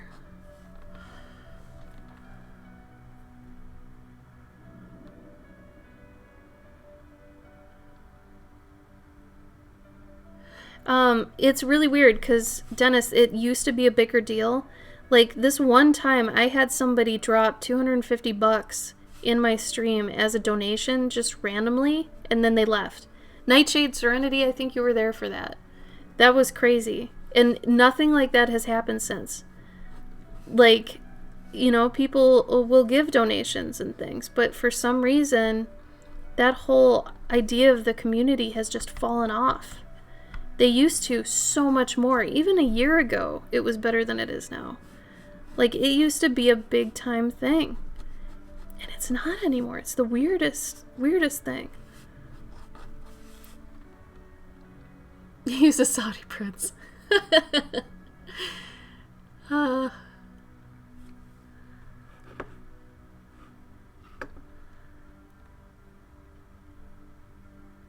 Doc, what are you guys talking about with this Doc thing? Like, I'm just going to Back to the Future. What are you talking about? No, that's okay, Serenity. Yeah, you remember. Like, that was nutty. And I was half expecting that payment to not go through, too. I was like, well, this has to be a troll of some kind. But no, that went through. It was really weird. But, like, I feel like bits were just a way to clap, you know, in the chat and to be like, oh, yeah, awesome. And, you know, when I dish out my art advice, people would, you know, throw coins, so to speak. But, like, that hasn't happened in a long time. Like, that sort of thing. It's really rare now if it does happen.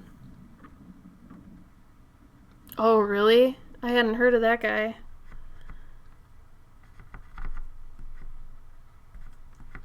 Wait, was that the guy who it looked like his wife hit him or something?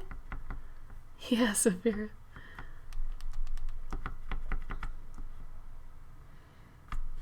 But yeah, ever since the Twitch exodus, which was basically like Ninja left for Mixer, Toast left for Facebook Live, somebody else left for YouTube. Like, everybody had left. So it was... Since then, I feel like the whole feeling of Twitch has kind of been different. Just because the main people that left seem to leave holes, I guess. Which is weird, because you think that wouldn't even affect the art side of things, but you never know. Butterfly effect shit.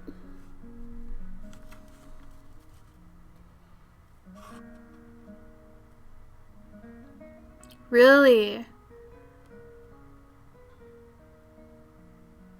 So the whole, didn't you get bits for... So you can't get bits for watching ads anymore, Kale? Yeah, I totally remember that now that you mention it.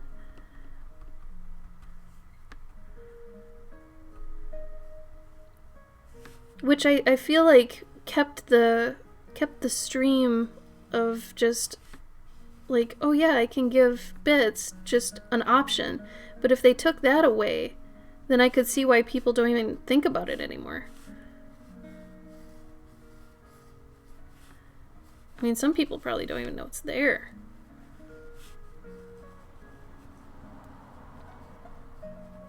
Like, if you're new to Twitch and you come in, you probably wouldn't know.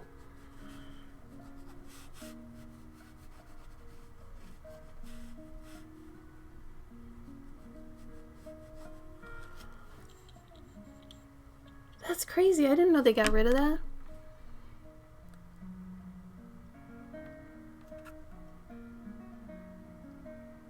Yeah, it's true, Nightshade. With the Alinity crap, oh my god, I'm so mad about that whole thing. So mad about that whole thing. It's no good. That was so dumb. She should have been banned long time ago. It's so weird.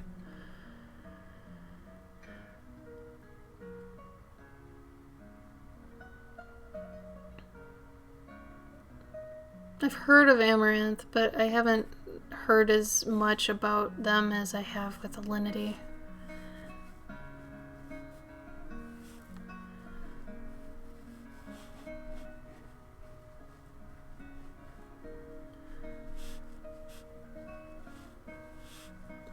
But it's like, I only keep coming back here, honestly, because it's the best place for me to kind of talk to a few regulars that I've had for a few years. And I don't want to give that up, you know? Like, it's like some of your family's here now, so it's like you gotta touch base once in a while. Like, at some point, I think I will kind of probably migrate to YouTube or try the Behance thing, but I don't know, man. Like I said, it's just, I'm so tired of trying to keep up with stuff. I think this is what happens to older people, too, and why they fall out of trying to know new things. I'm starting to feel that. I really am. Like, in my 20s, everything was, like, exciting. Yeah, I'll be part of this thing. Yeah, I'll sign up for that. And now it's like, I don't want another thing. I don't. I really don't. Leave me alone. Oh, no, Alinity, she was, like, she has animals that she would kind of abuse on stream. Like, she's kicked her dog. She fed her cat vodka. Like, and she's one of the busty ones, too. And it's like she kept getting away with everything. Yeah, and Serenity, you know, you're one of the ones that this is the only time I really get to live talk with you, you know, and I like that. Oh, I got you, Dennis. Yeah, you know, and it's like, if I can't get my name on TikTok, then I'm like, I don't know.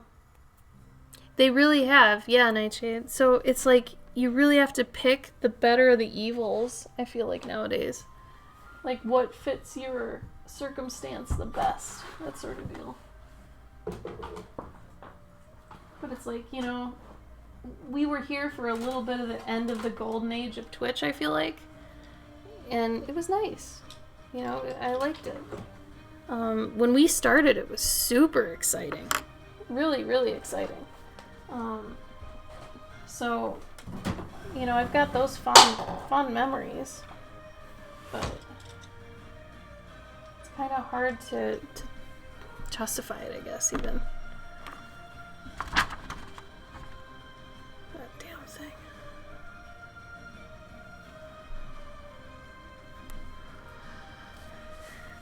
Let's see if I can get some of this in here. I'll be using some pastels on this too, Dennis.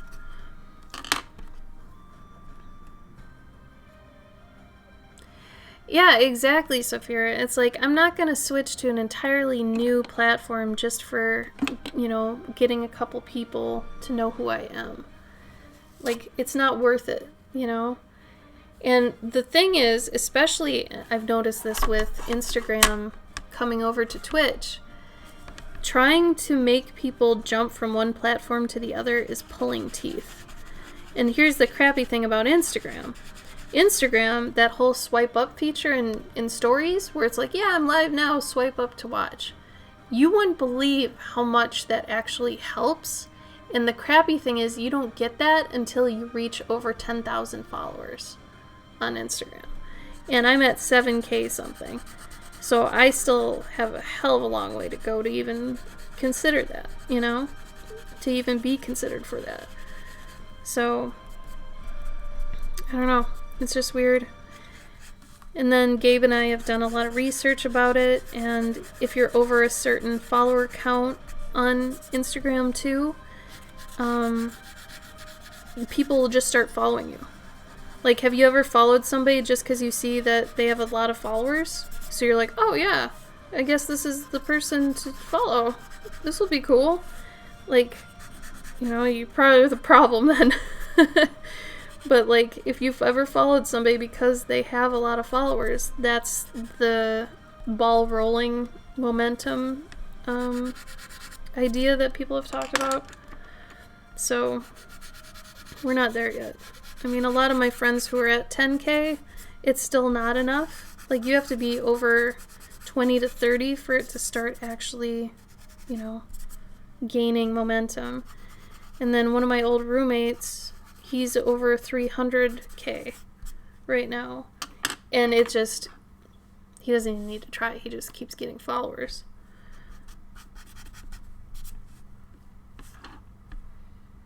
Yeah, and don't worry about it, Serenity. So because of all this, in my opinion, you can't help it. There's nothing you can really do about it because nowadays it's just run by the algorithm. So F it. Just do what you're going to do anyway. Screw it if people don't want to follow you. You know? It's just one of those things. It's like, if you can't do anything about it, don't worry about it. Move on. You know, focus on what's important. Because if you're getting all strung out about follows and you don't even have, like, the ability to change that, why are you, you know, freaking out about it? It's like, you can't even change your situation. Maybe if you could, you know, maybe if actually posting more or something would actually help, sure. But there are so many background factors that affect who sees your stuff. I mean, you can really see it if you start a new account. Like I said, Gabe and I have had accounts since 2012. So we have been kind of playing the machine to see how different it is if you make an account now. You get so much more favoritism just in search results and stuff. Like, we gained so many more followers on a brand new account than we do on our normal accounts that have thousands of people. And it's like, well, what's going on? You know, there's probably something back there. There's things called shadow banned. We don't know if we've ever been shadow banned. There's so many things that could be affecting our livelihood that we have no idea about, that we can't even help. You know, so it just sucks. You just gotta be able to do what you can. Because a lot of the time you don't have any power over it. You don't have control.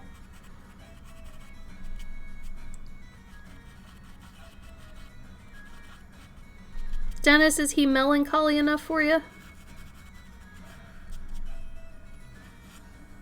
He's kind of a sad boy. Which I think you said that was kind of what you wanted.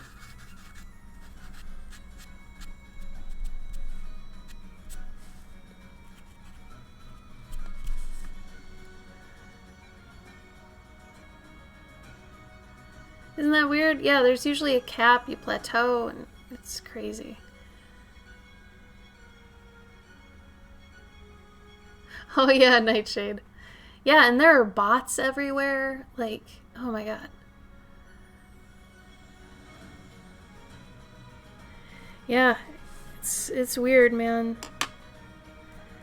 And what's weird is also that we just give it so much power still, you know?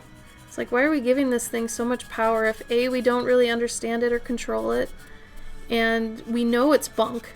You know, a lot of us know, well, a lot of these are porn accounts, bots, you know, all these things that, it's like, why do we care how many followers we have if we know a lot of them are porn accounts or weird accounts? You know, it's like, just forget about it. Stop stressing, because it's just weird. It's just weird.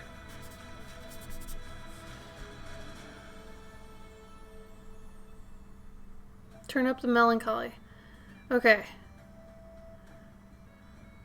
On his face, do you want me to actually make his, like, him sad? Like, turn down his mouth instead of him just being kind of nonchalant, I guess?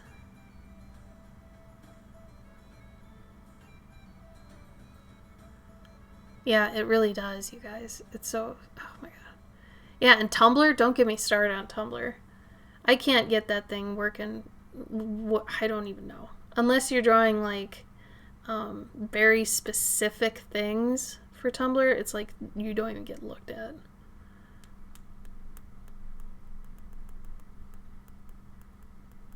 Yeah, the face? Okay.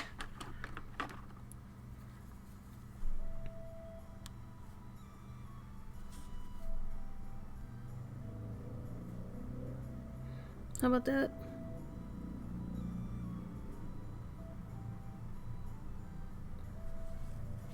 You sad boy. Is he sad enough for you? Are we there?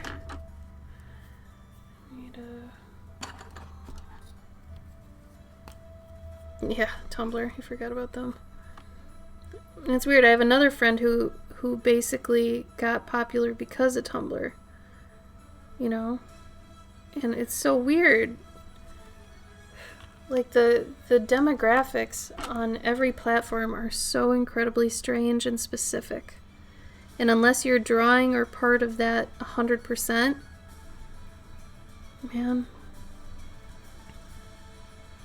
It's like the LGBT crowd on Tumblr, huge. And Twitter. And if you're not really drawing anything in that realm, it's not, you know, not even a thing. And then Instagram, it's like pretty things. Like pretty girls and just like, I guess, fine art sort of stuff and like hyper realism and fantasy that's overly, you know, made. The thing that I hate though about all these things more than anything is that it's actually affecting how art is perceived and what happens to it in the future. So people won't try art that isn't getting them likes. Everyone's doing art that gets them likes. Like the fact that I'm not a popular artist on there, if I were a different personality of person, I would say, well, what I'm doing right now isn't getting me follows or money or anything. I'm going to stop doing it and I'm going to do something I don't like that I know makes money. So that whole mind shift that people have changes the total landscape of what art means. So a fraction of people are actually doing art they want to do. And I vow to never be that. I don't want to ever be that. Like somebody just doing it for all those things. But in like 100 years, when people look back at this era of art, what are they going to see? What does it mean? What is this? This isn't a Renaissance. Is this the fake age? What is this going to be? You know? I don't know. Oh, good, Dennis. I got it. Nailed it. Yeah. Good. Good. I'm glad you're happy.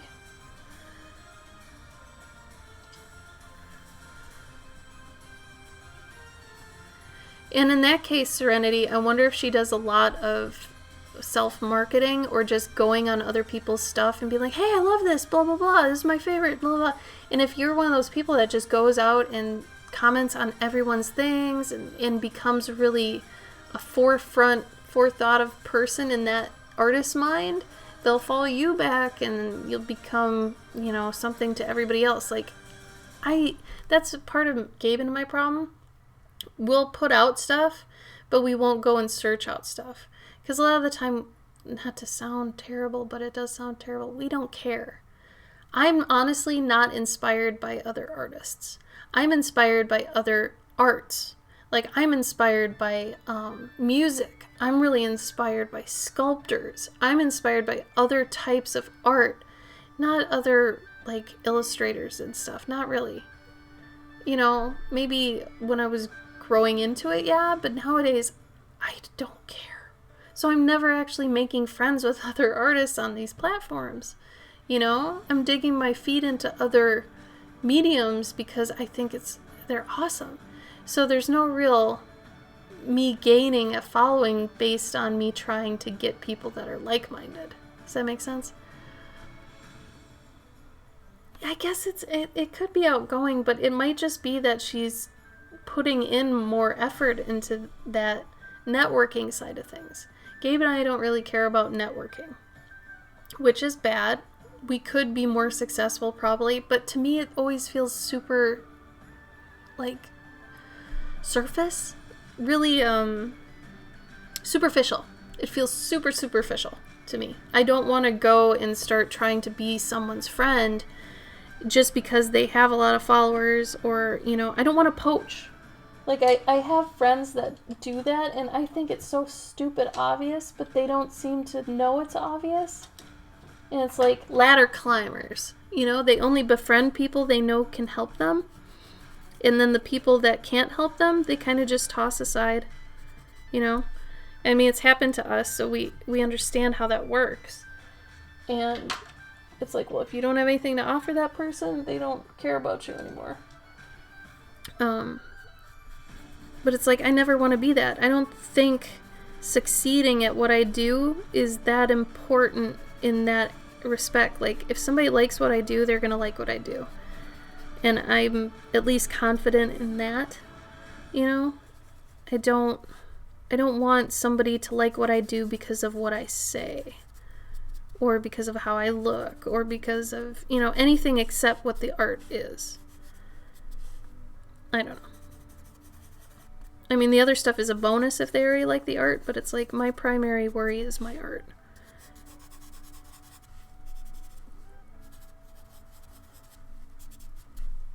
Hopefully that makes sense. I think it does.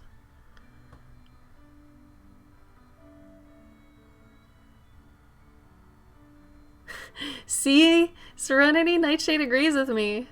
We love your voice. You have such a good voice. You should start... Oh my god. Serenity. Do you like reading? Because if you start reading, like... there's... Oh my god. There was a Twitch account. And there are numerous YouTube accounts. But there's this one Twitch account. This person would get on Twitch and just start reading books. And it's like, okay, chapter 2 will be next week. And they just have such a good voice. They'll just be a live audiobook and just read to you. I would totally listen to you if you started reading books, like on Twitch. I think that would be so awesome. And I mean, you get to pick your favorite books. Fuck what's popular.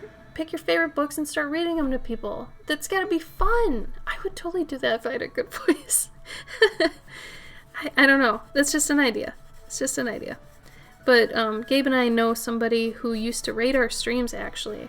I remember half their screen name. Not the other half. Which is weird. Why would I only remember one? But... Oh yeah, Megan, there you go! See? Make sure you're using the right tags when you put it up. Like, see at the bottom of my video, it's got like drawing, illustration, painting, blah, blah. If you're not using the right ones, you gotta make sure. I'm sure you are, but just in case. Megan, am I not following you on Twitch? I'm gonna be the worst friend ever if that's true. Oh my god. Wait a minute. I think I am following you. Maybe we're not friended though.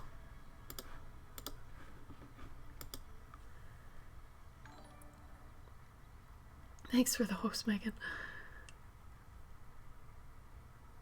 Yeah, see, so if I don't tag all those things, no one comes to my streams. Except my, you know, regulars. Maybe I'll get like 5 people. But you gotta use those...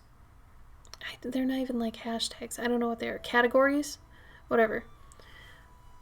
You'll do it though. You'll get more people. I'm sure there are readings and stuff. So definitely. Especially if you're in costume or something, that'd be really cute. Oh, Megan. I gotta put on notifications for you. I would love to come to one of your streams. But I don't know why it's not giving me any options for that. What the fuck? Ugh. I'm totally starting to understand old people. And just not caring anymore. You know, about stuff. Oh my god. It's just a thing.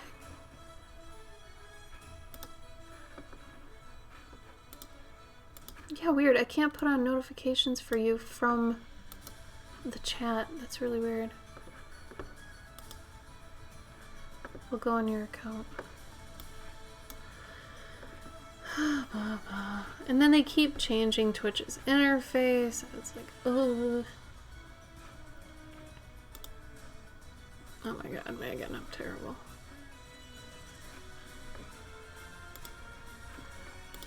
Okay.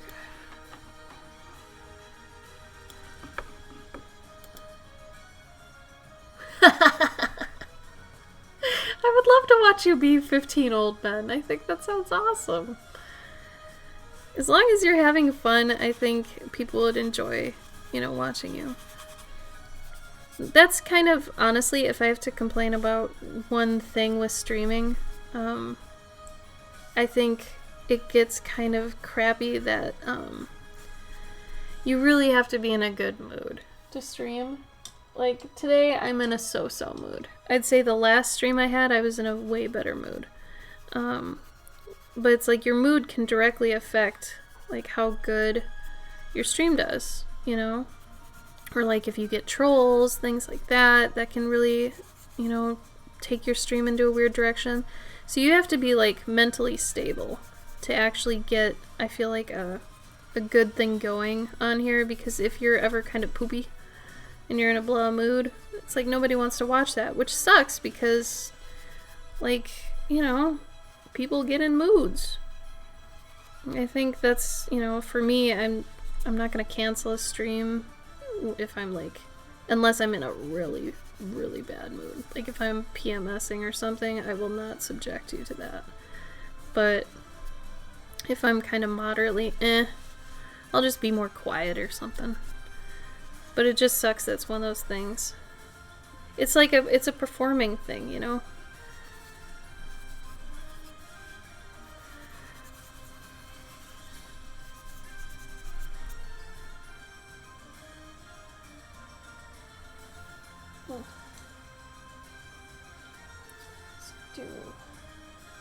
Let's put some gibbly shit back here. Right, Dennis? You understand? See, I love when people kind of can just own up to it. Like, if we're not feeling good, it's just like, own up to it. It's like, yeah. There you go, Dennis. Yeah, and if you don't, that's okay. Everybody, yeah, and Sophia got depression this winter. I totally get you, man. I saw that, Alex. I'm happy for you. Yeah, and it is hard, Nightshade. Usually I have to load up on caffeine. I'll be honest. If I, you know, because it's, you have to be doing so much at the same time. It is, I'm absolutely exhausted after my streams now. Remember when we used to stream for like 8 hours, 6 days a week? Gabe and I were trying to make Partners so bad before it got overhauled. Now it's impossible, but like before it got overhauled, we were like, yeah, let's go hard. Let's make it to Partner. And we tried really, really hard. And then like towards the end of it, they completely redesigned the whole how to get to Partner thing. And there's just no way we could ever do it with what they did. But like the first year or two, 6 days a week, 8 hours a day, we were working on our regular work during the stream, and it was just kind of more banter instead of this interactive thing we're kind of doing now.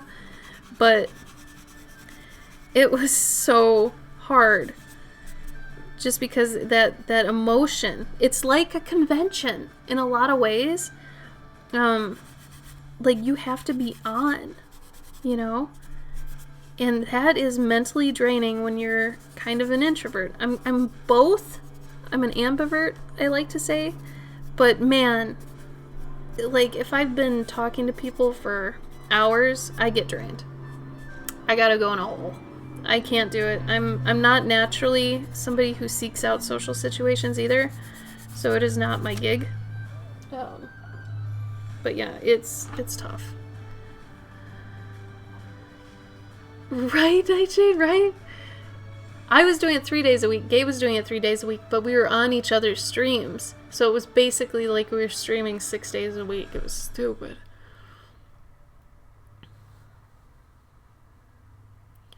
I hope for your sake, Dennis, yeah, but now, like, it's so impossible. Like, we have hit almost every single achievement for Partner except the 75 consistent viewers.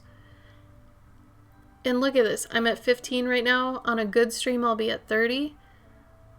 But that has to happen numerous streams. It's like, man, it's so up in the air. It depends on so many factors. And like I said, even my friend that had like 300k followers, he can't even do it. I mean, that's a bad sign.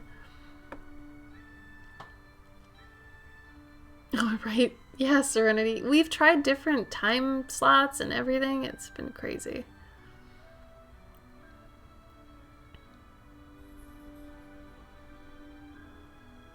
Oh, night, Megan. Sorry, I didn't even see you left. Oh, bye, Megan.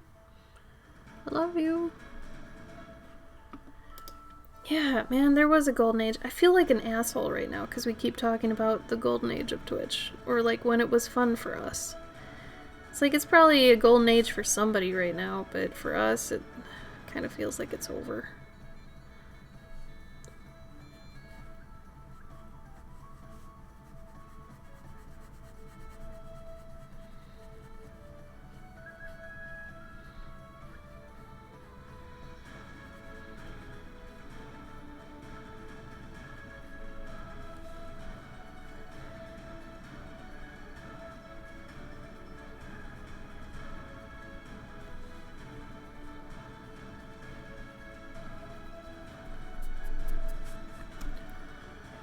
It's just too hard sometimes.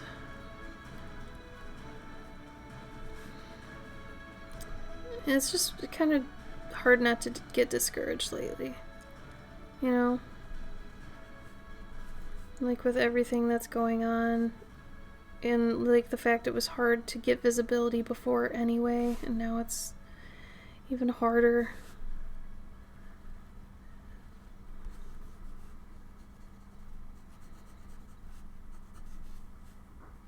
Oh well, maybe things will turn around.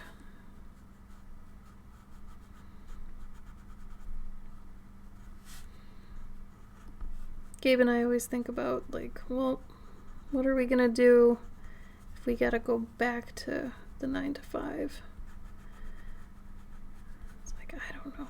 I would almost want, like, a really stupid, easy job that's really just basic. Yeah, I've got a degree. Yeah, I could go back into games. It's like, do I want to? Do I want to go through all that again? No, not really. And now I understand American Beauty. And why he just wanted to work at McDonald's. I get it now. It's like you do the hustle for a while and then you're just tired.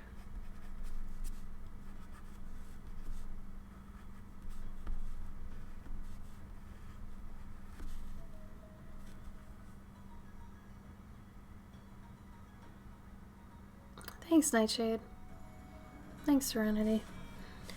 Yeah, I do it honestly for you guys. To see you guys again, because I miss you too. You guys have been such an integral part of just Gabe and my art journey and just friends. Like, you guys were our first, like, internet friends in a long time that actually super mattered to us. Like, you're awesome. And we found you and you found us, and now it's like things wouldn't be the same without you guys. So if this is the only easy way we can to see you, hell yeah, we're gonna do it.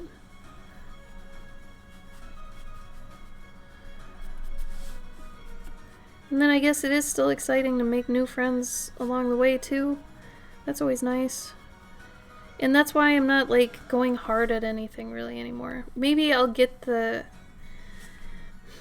I guess motivation to do it at another point. Maybe just not now. Maybe things are just weird now. But just for the moment, I'm happy to do that and just kind of have it be a lazy thing, you know? Man, I'm feeling like this wolf right now, this werewolf. I always kind of wanted to wear some pants that are tied on with a rope.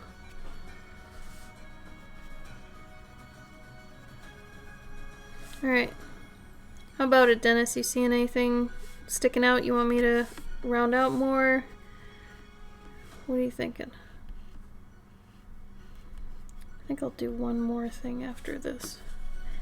Gabe finished his deadline, so now he's in the other room and he's playing Final Fantasy VII, which he never gets to play. I wish he'd get more time, but he had that deadline.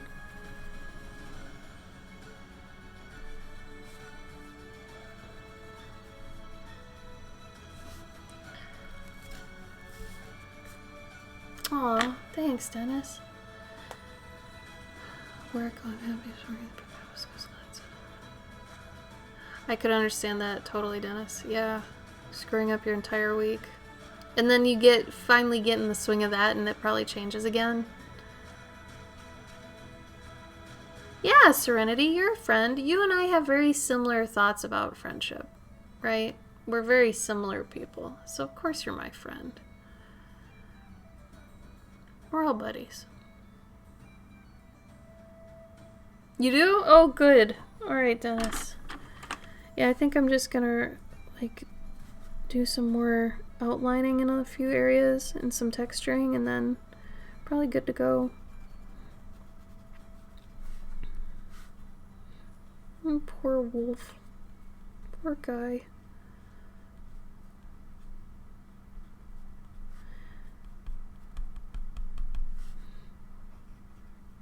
I was gonna add some flowers and stuff in here, but I was like, nah, we need to stick with this downtrodden mood. I think it would have spruced things up too much.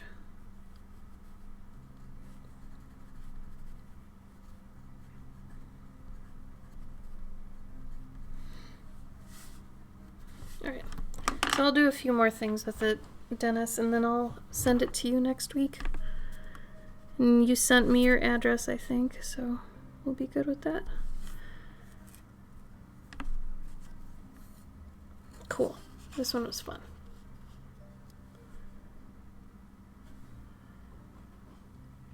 I think that'd be fun. I definitely would, Dennis. Do you guys have it as at a specific, usually it's just one of us two. We can only do one person going to a con now since we have kind of high needs dogs. So Dragon Con is usually mine. So I'd be going, but is it like at one of the hotels or how do you do it usually? Thanks, Nightshade. Oh, you're so sweet. I love you. You guys are so nice. Let's do a quick...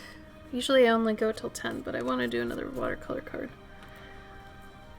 I've been on the watercolor kick lately. Watercolor. Watercolor. Well, Phil sounds like a top-notch guy. I think he's the one that's popped in here a few times. Oh, it's at a house? Okay. So I would need to Uber to the said house and back to the hotel. There's this really nice, quiet hotel I get now when I go to Dragon Con. And I love it. I'm not a partier. Dennis, you probably know that, but... so the top 4 party hotels, I'm not usually in that. The first 2 years we went, we were in those and we're like, what the fuck? Because you know them, they'd be up to like 4 a.m. raving.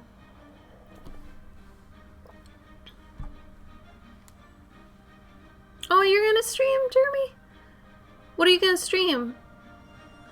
Real quick, what are you gonna stream? I can raid you. I'll raid you when I'm done.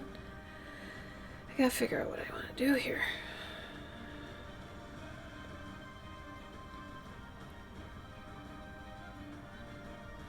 Oh, he is. Does he not come on Twitch very often? That sounds pretty chill, man. I'd hang out with you for that. Oh, it's very anime. Croiler Sigma? Croiler? Fleur? So Fleur? Croiler. I'm gonna say Croiler. Well, I hope you have a good time on your stream, Jeremy. Thanks for always coming to mine. I love having you. I met Jeremy at Seattle for when I was there for Emerald City Comic Con, I think 2 years ago now, yeah? It was awesome. It was great to meet you. Your little Pikachu stuck out like crazy. I loved it.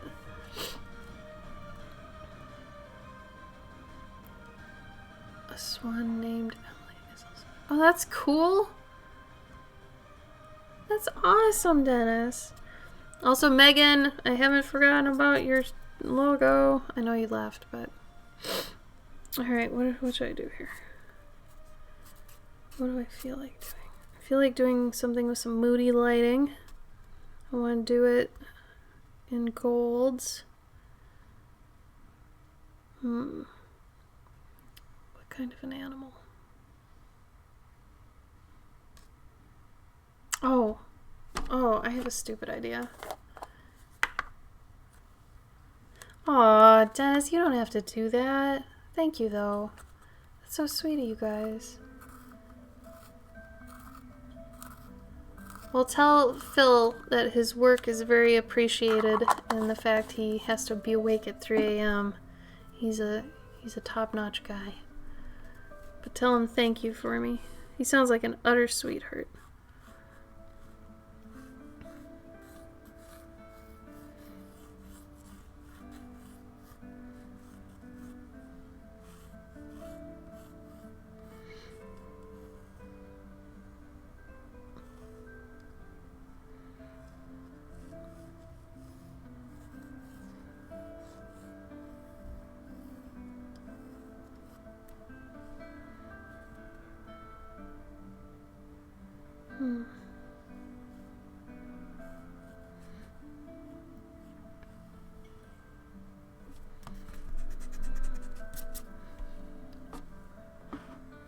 Alright, Sophia.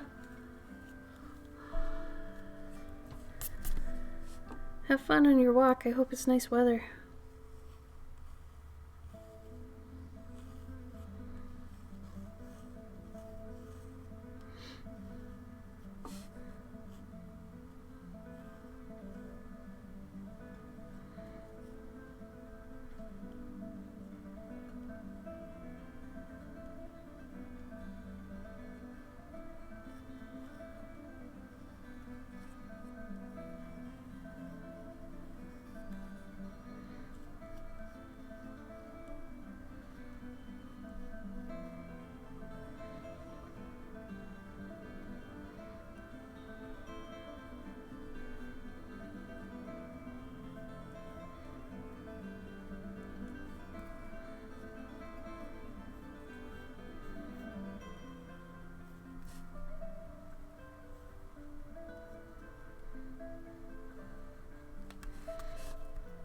Trying something a little different on this one.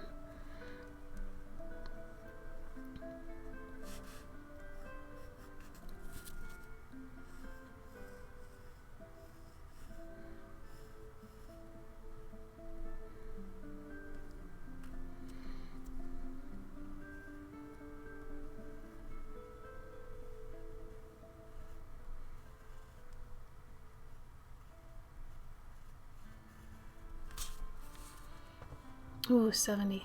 Nice.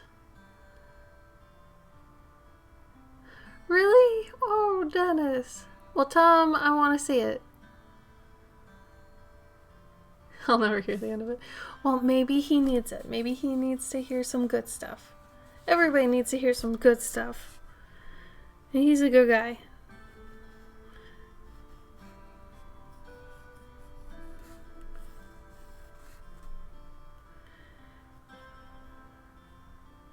Wonder. God, this is like half developed in my head, so I'm kind of trying to make this work, but also not sure how. Just want to draw a fat mouse and a candle, I'll be honest.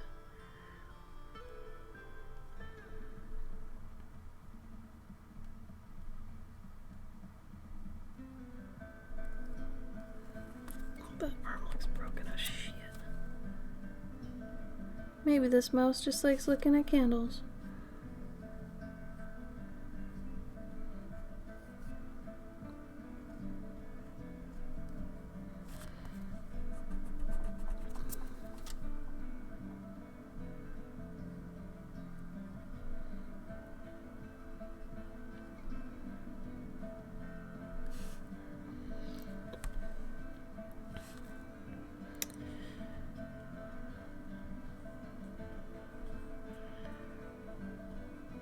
Yeah, I don't want to say that this whole quarantine pandemic thing isn't affecting me, but man, it's starting to.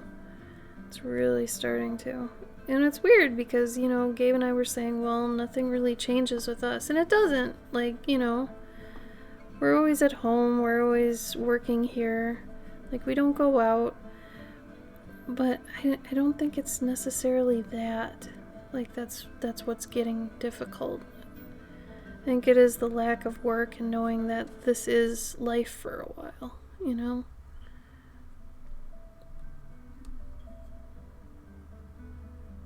And for the people that don't understand the staying at home thing, I don't understand those people. It's crazy.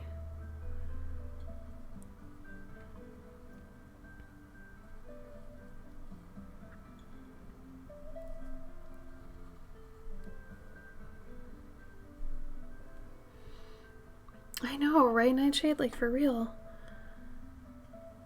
And especially in your case, man, like, oh my god, these people, they could really hurt you.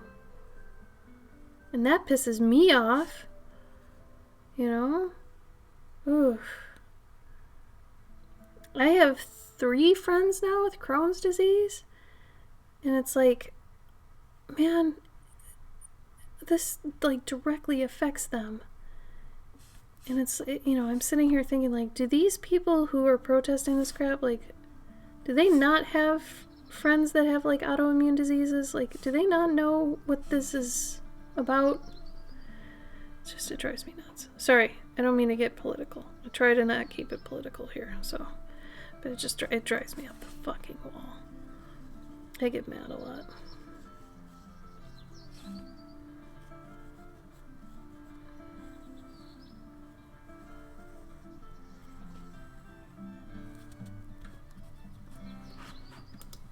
Art Kid, thank you for the follow. Hi.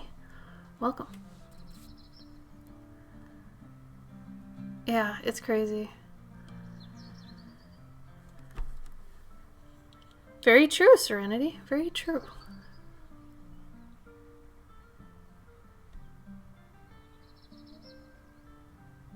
Oh, that's good. You know what the worst part about that? Banned me for the fun? I don't know what that means. The worst part about that, though, Dennis, is that, like, if he brought that up to people who are for it, they're so dumb and just pig-headed, they wouldn't even care that they're facts. I read a whole article about people who will believe their beliefs, like, till death, regardless of what logic you feed them, and it's almost, like, apparently a psychological problem, that they can't actually take in new information and change how they think. It's really sad. Oh yeah, I unfriended a lot of people on Facebook. I can't believe I didn't know certain things about certain people, and it's like, man. Facebook's the goddamn worst, though. Everything is the worst. Facebook gave me this really strange survey today. I don't know if anybody else got this survey. They said they were surveying, like, I don't know, a small population of the users, though. And they were like,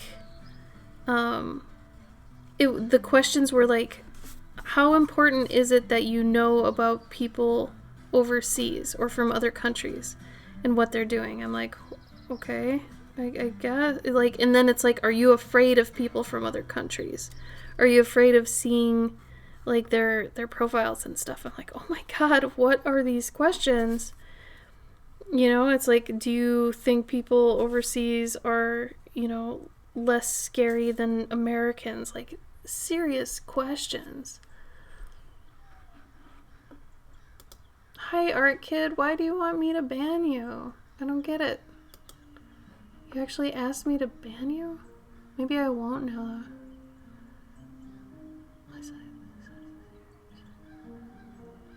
Yeah, basically, Dennis, for real. Yeah, Nightshade. I saw a video of that. Like, it went into the guy's nose, and then it hit, like, another phase, and then it went even further, and it was, like, this long. You had that done? I couldn't do that. I couldn't do that, man. I just couldn't. Like, even if that was the way to do it, I don't think I could actually handle that.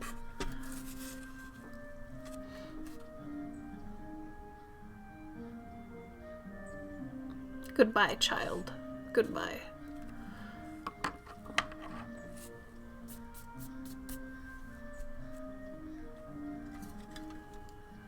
That's weird, Dennis.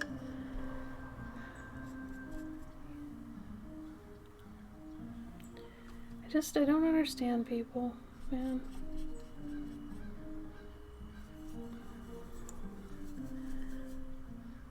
Oh God, Nightshade.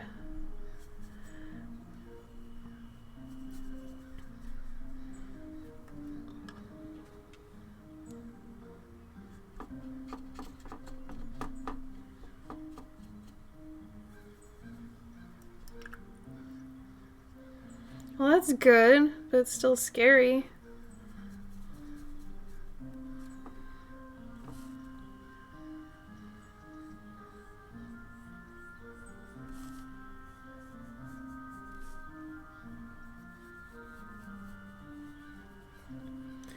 I'm not gonna even fight that this scene makes sense. I don't know what is going on here, but I don't care. I just wanted to try something different. This is, to me, what a study kind of is. It's like you try to do this thing that you wanted to try, and you do it in the form of like an actual piece. So you know, you've got a start and finish thing, not just this chunk of what a weird, like just like a mouse or something just standing around instead of like a finished piece. You know what I mean? Like, too many people that do studies are just doing these disembodied things. It's like, no, throw it together, make it into something.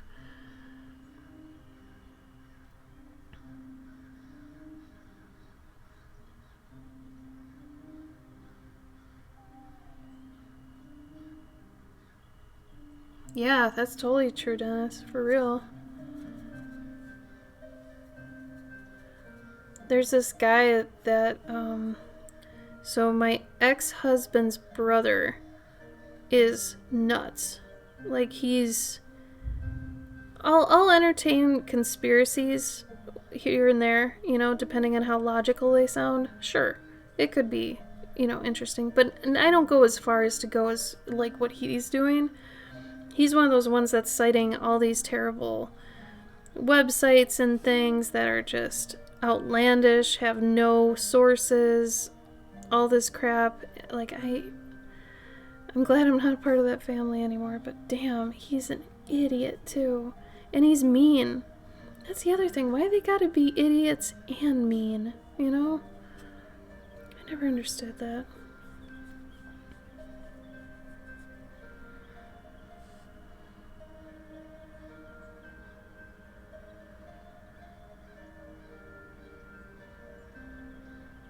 See? There you go. There you go, Serenity. Yeah, I'll try random things, like I've tried blue with this brown, so now I'm gonna try purple and just see if it makes a good shadow color, you know?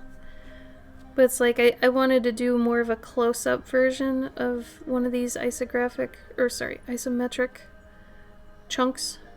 So instead of a giant scene, I just wanted to do it just, you know, a little slice of life sort of scenario. And I think it's working. It's alright. Oh no, Dennis. How do you deal with that?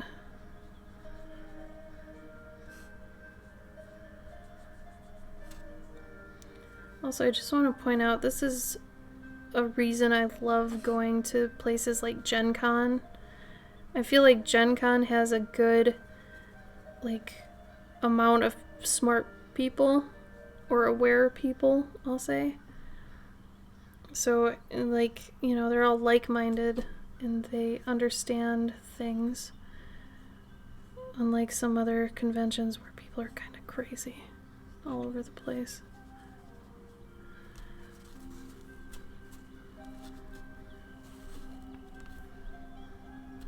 Oh, Nightshade, I feel you. What kind of stuff? Like, Nightshade, if you could have anything right now, what would you have?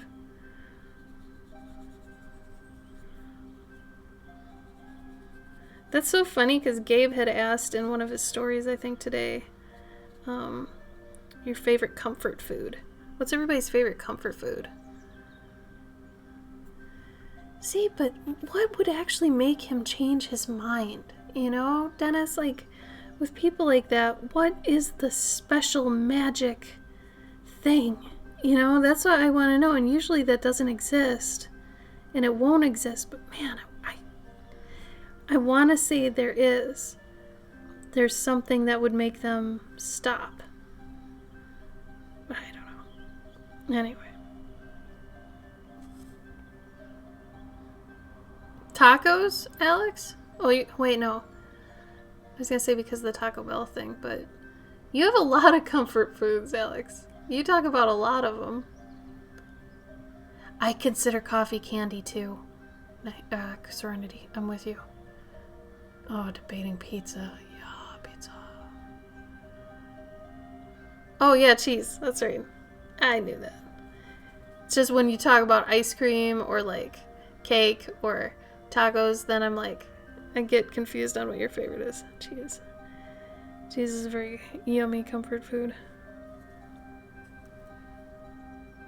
So, Nightshade, you don't have to answer this if you don't want to, but do you have any dietary restrictions then? Like, can you have the pizza if you want to, or do you have to be really careful? Or are you somewhat lactose intolerant because of it, or how does that shake out?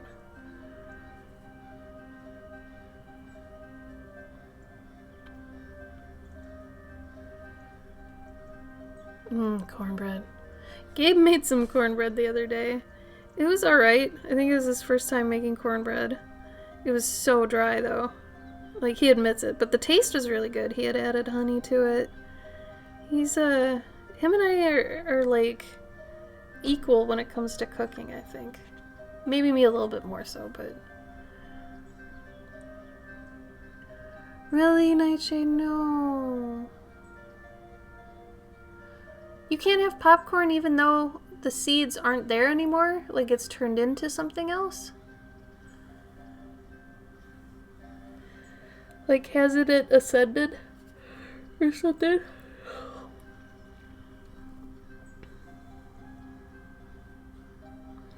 Has anybody binged any good shows lately?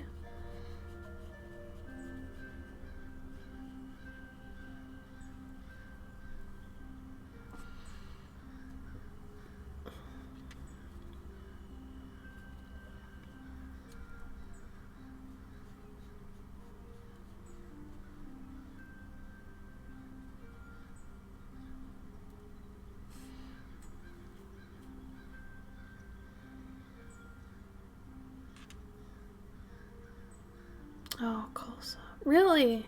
So can you not have very many like rough veggies either because they're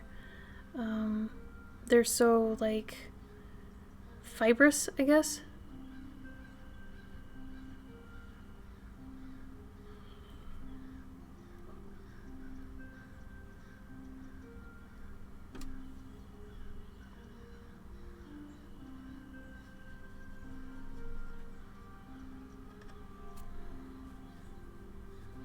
This is a really weird scene.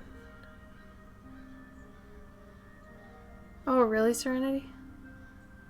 Really, Nightshade? So, are you basically reduced to soups? Oh, homie. I'm so sorry.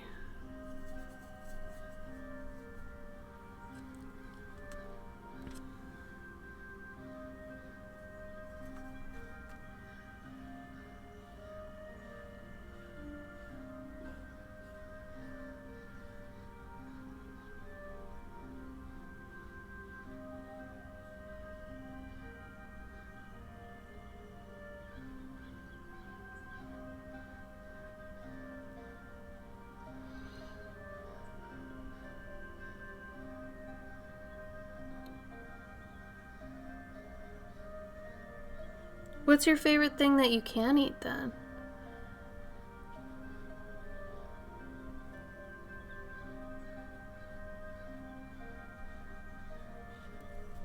I guess that's better to focus on.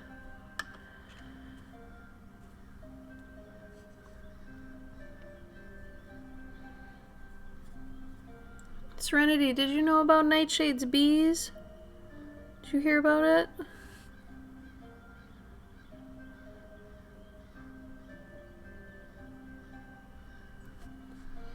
Oh my god, this is blown out to shit.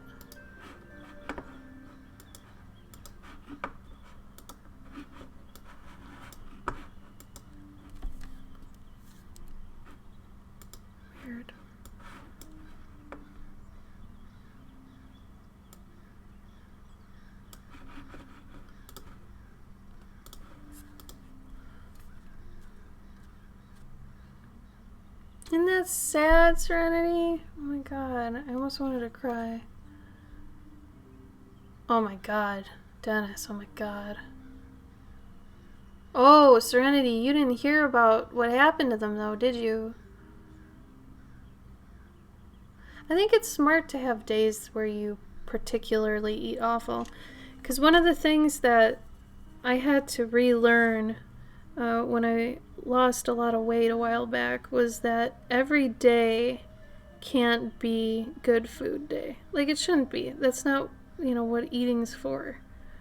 You should have those days where you're, like, indulging, sure. But, for the most part, and I was eating just for pleasure, like, all the time. But it's like, you can't do that. You're gonna eventually end up as a diabetic or some crap. Like, especially me, since that runs in my family, so I gotta be careful of that. But it's like, remember, you're eating for nutrition and sustenance. I had to remind myself that. Yeah, I gotta amp myself up to actually watch Hollywood, Alex. Like, it looks good, but, like, I have to be, I think, in a certain mindset for it. We just finished binging Community, which the beginning of it is a lot better than later on. I'd say up to season 4 is really good, but it's also kind of strange. I don't know, it's an interesting show. His bees all died, Serenity. Like, he was telling me that while he was gone away, where his brother was supposed to be watching them, apparently, like, a raccoon or something, like, knocked over the hive and it busted and all the bees died. So no more bees.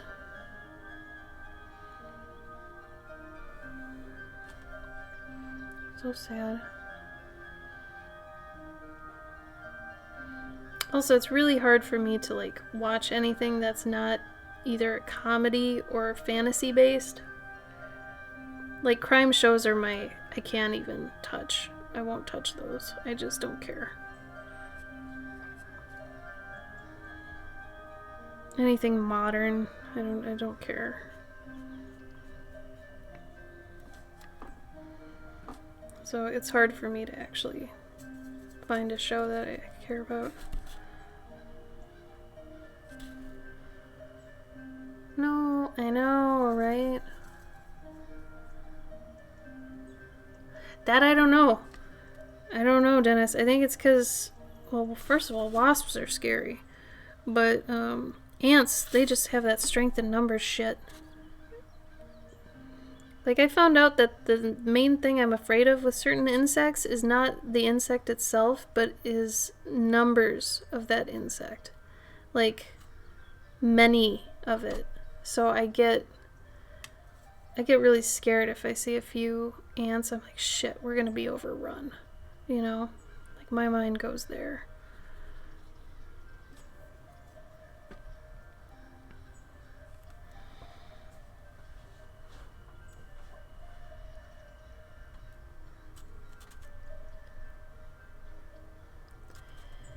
Yeah, I understand that, Serenity, with the whole, I'm sad today, the only thing that'll make me happy is eating. I know that route. It's hard. It's hard to fight that. It's like when you have a bad day, oh yeah, let me just go eat something that I know will make me happy. It's like, man, I've gained 20 pounds since last June. And I think it's for a bunch of reasons, mainly stress, but I was eating for a while just to stay happy. So I've had to stop doing that. Which is funny, because, I mean, I was 50 pounds lighter when Gabe met me. But now it's like, I'm almost 200 pounds. Maybe I don't look it. I don't know. People say I don't, but I am almost 200 pounds. That's crazy. That is crazy to me. Feels like just yesterday I was like 130, That was 4 years ago. Whatever. Stress eater. Yeah. I understand.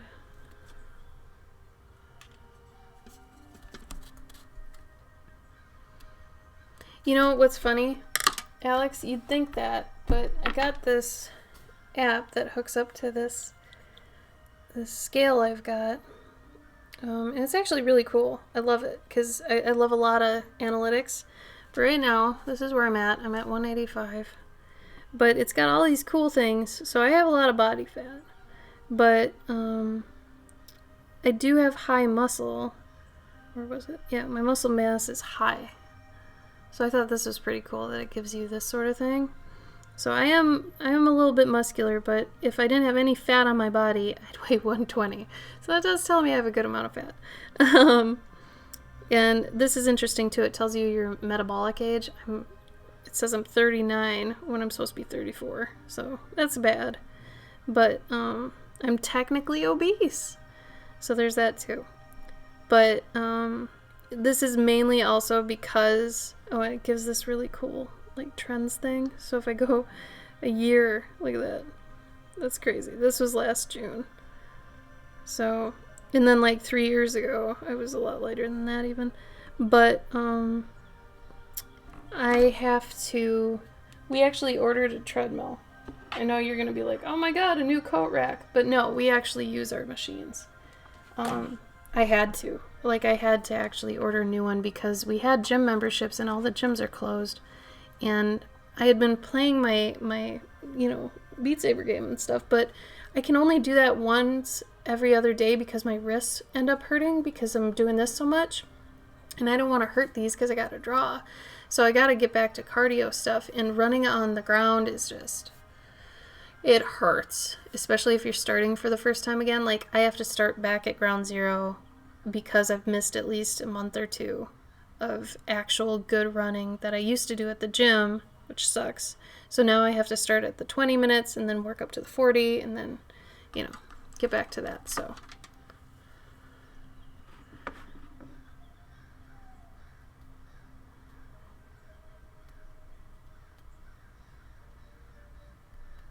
yeah, I actually lost 50 pounds from just doing an elliptical probably about 4 years ago. I was at the weight I am now, and then 6 months later, I think it was 6 months or a year later, I was down to 130. And that was just from eating better, calorie deficit, and daily elliptical. But then I found out the elliptical works me in a certain way where you really got to have a balance between walking on an elliptical and running on it and in real life, because it doesn't translate. So at cons, I was walking around a lot and I would be like winded.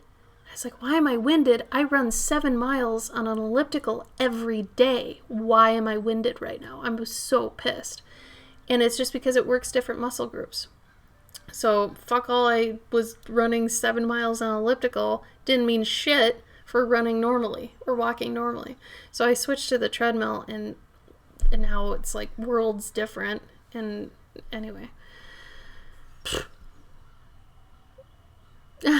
Alex, I know I can do it. I'm not disheartened or anything or even depressed about it. It's just the whole gym being closed thing really just, because exercise is a great mood regulator, and I usually hinged on it for my days to actually start out good, because I'd wake up, go exercise, and then that would set the tone for my day. And exercise is great for being that first thing that you've marked off your list. Like, yeah, did something healthy, I got something done. It's the first thing that I'm like, yeah. And I had done that at like 5:30 a.m. for so many years, and it was great. And like, now the things have just changed. It's okay. It's just you got to find the new routine to fit it into. So it's a transitional thing. And if anybody tries to judge you when you're trying to transition to being a better person, and they're like, why aren't you better now? Fuck them. Fuck that. Anyway. It takes a long time to get the runner's high at Nightshade. I actually learned that it basically took me months of grinding at it. because when you first start off, you're going to be, first of all, you're going to be busted. Like, you can't start off going hard. You got to do 10 minutes or 20 minutes, and that's it that day. No more. Right? Next day, if you feel like doing more, do it. And you got to just gradually do it. And then once you've been doing that a long time, that's when you actually start getting what they say is like, you get energy back from running like miles and miles and miles. That comes later. So when I was at like the 6-month point of running every day, that's when I would start getting it. That's when I'd start getting the runner's high. That's when I would start getting more energy back and all that stuff. It takes that long. But it's cool as hell. It's like being on drugs or something. Like it's weird. It's like caffeine times 10. So that's why all those like runners are always jacked up, right? Well, because of that. But it takes a while. Like anything, it takes a while. So yeah, it's so boring. So we got a treadmill that was $1,000. It was voted like the best budget treadmill you can get. No bells or whistles. We don't want screens. We don't want any of that crap. It's basically, I wanted an incline option because I really like doing the inclines, and I wanted it to be a longer thing because Gabe has long legs. And it's got nice shock absorption too, and that's all we wanted. It has pressable buttons, like actual buttons that go in and stuff. So it's like bare bones, but we researched the fuck out of it. We wanted the cheapest one that was also the best one, and our budget was $1,200. So, but we need it. This was a necessity. This is not something that we fuck around with. This is actually something we take seriously. This is something we will use, and we have in the past. Like my elliptical I ran on it every day for like 5 years, like I loved that thing, and I use them. So we're going to put it in our, what we call the game room. It's basically, we took 2 Shea lounges. I don't know if you guys know what Shea lounges are. It makes me sound like a douchebag to say Shea lounge. I'll draw it for you real quick. So they're these like half couches. They're like, so they're usually, some of you are going to be like, what? You've got those that know what they are. So they're usually like half a couch, right? But they're huge. So if this was like a regular love seat, right? This thing is actually as big as a love seat. It's honestly as big as probably a twin to queen size bed, right? One of them. So we didn't want a regular couch when we bought a couch. So we have 2 of these things. So it's like having 2 twin beds put together. And we've got the opposite arm sides. So one has an arm here, one has an arm here, and then it goes out, right? Because your legs go down to here, right? And like you're like, yeah, hey. So we got this because we wanted like ample room for the dogs. So all of our dogs kind of are up here, we're here. So we've got this giant couch type bed thing, day lounger, whatever. And then over here is going to be our treadmill. So, anyway. Why do you care about that? You don't care about that.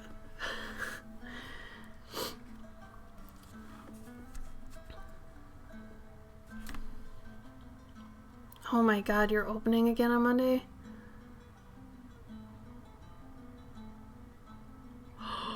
Yeah! Serenity, that's funny. The Corona pause thing. Gabe went to Starbucks for the first time in like a month or 2. I don't even remember last time we went. Or he went, and he said everyone was scrambling because they didn't remember what it was like to be busy. And I thought that was really interesting. Like, he came back and he's like, yeah, it's like they forgot what they do because no one's in the swing of things anymore. So I thought that was really funny. That, I mean, it's maybe not funny, but interesting, let's say. That was really interesting. They didn't, like, remember, basically. This was a fun exercise, really strange. You know what? I'm going to actually black out, I think, the background. Yeah, let's do that. Screw it. I kind of feel like doing that. I'm I'm guessing you guys unearthed a lot of dust and stuff, yeah?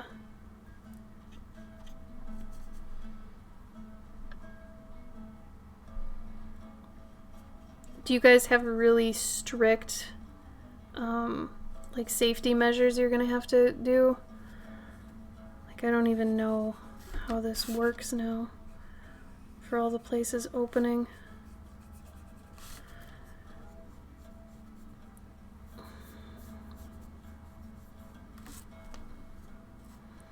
It's kind of funny, we got our stimulus checks, like, maybe May 1st, I think it was. And then I think last week we got some mail that was like Trump's official letter to everybody about the stimulus check. It's like, why are these coming so far apart? But his letter was just so self-serving and just, oh my god. Wanted to puke.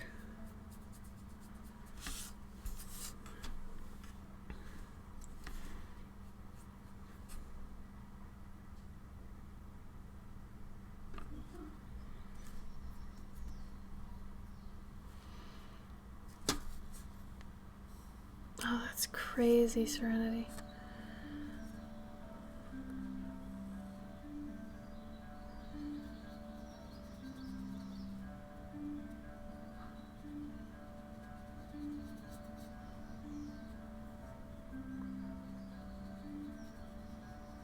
You guys, I can't wait for August. I'm so excited. I know that probably sounds really dumb regarding everything that's happening, but I'm so excited. Because I think majority of my workload will be gone.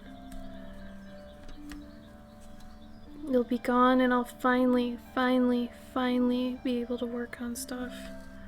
Unless we're in actual, I guess, bad shape from all this corona stuff, then I might be working 3 jobs. But if all goes smoothly to what I've, I guess, been planning, I should have a lot of freed up time where I can finally work on my stuff.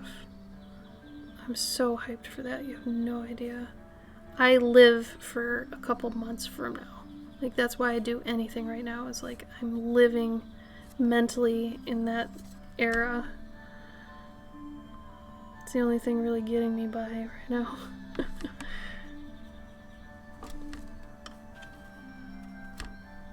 Glass between tables, wow.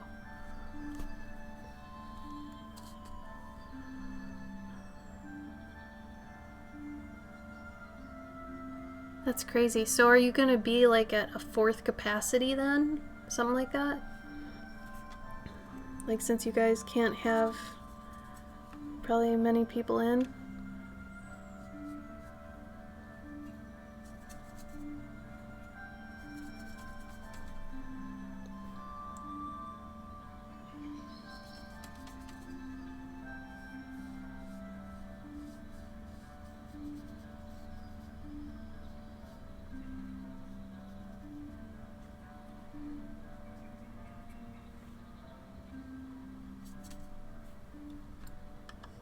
Half capacity? Damn.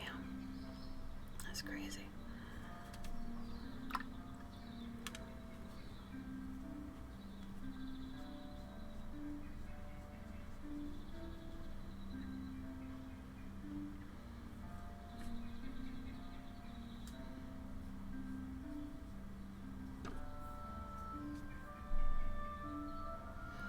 I'm guessing years, Nightshade. I kind of hope it's years. I mean, Gabe says he still goes to grocery stores and, like, outside people aren't wearing masks or wearing them right. And then he goes into a place, at least now places are enforcing it, like you can't come in unless you're wearing a mask. But, you know.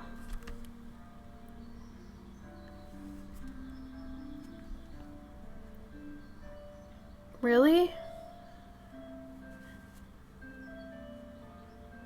Oh, absolutely, Nightshade. I'm sure about it.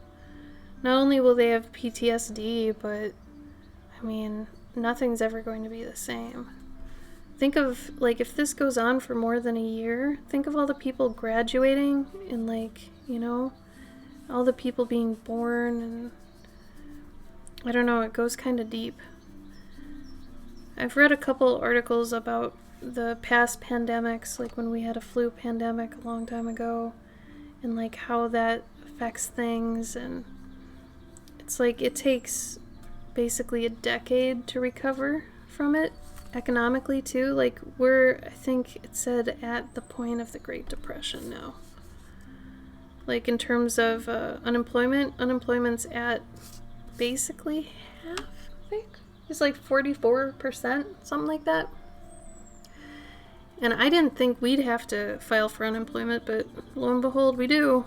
So, and we had even planned this year to go a little easy, so we have savings reserves that we've already, you know, gone through because of all this crap, because our conventions were canceled and everything. The funnier thing is that the government is absolutely not set up with how to deal with freelancers in any way, shape, or form.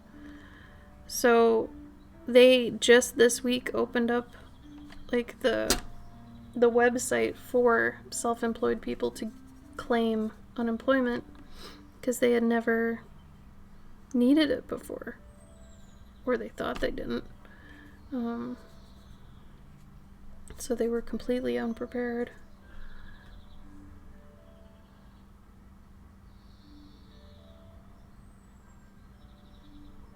Oh yeah. No, and I didn't want to buy the treadmill, but we have to. Like, have to, or else we're gonna get too big. Because we can't go running outside as easily. And we don't know how long this is gonna last. Like, if it lasts through winter, then of course there's no way we're going outside to run, so we need it. So we deemed it a necessary purchase. Which you know, you guys know me, I'm a stickler too. I don't want to spend money where I don't have to. But this is very much a necessary thing. It was also very hard to find. Like, a lot of places are absolutely sold out of them. Alright, I'm noodling this now. I think this is done.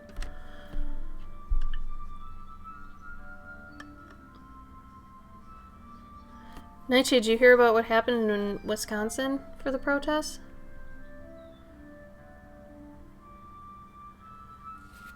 But they need to get their hair done. They don't care if grandma dies. They need to get their hair done. But yeah, there was a protest in Wisconsin, and apparently a third of the people that were protesting got it. So, whatever. It's my right to get infected.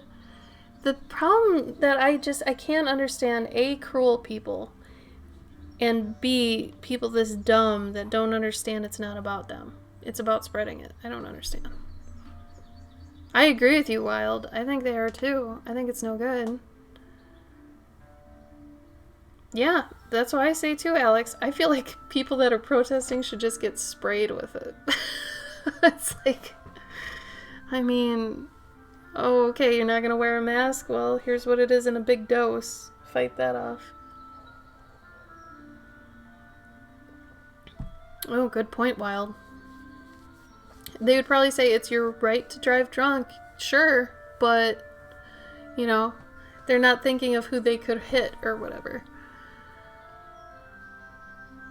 I don't know. I just don't understand people. Alright, it's 10:15. I have finished this, and it looks like crap on the camera, but it looks better in person.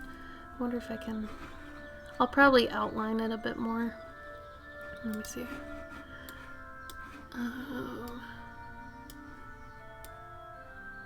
That's kind of more what it's like. It's a little sharper too.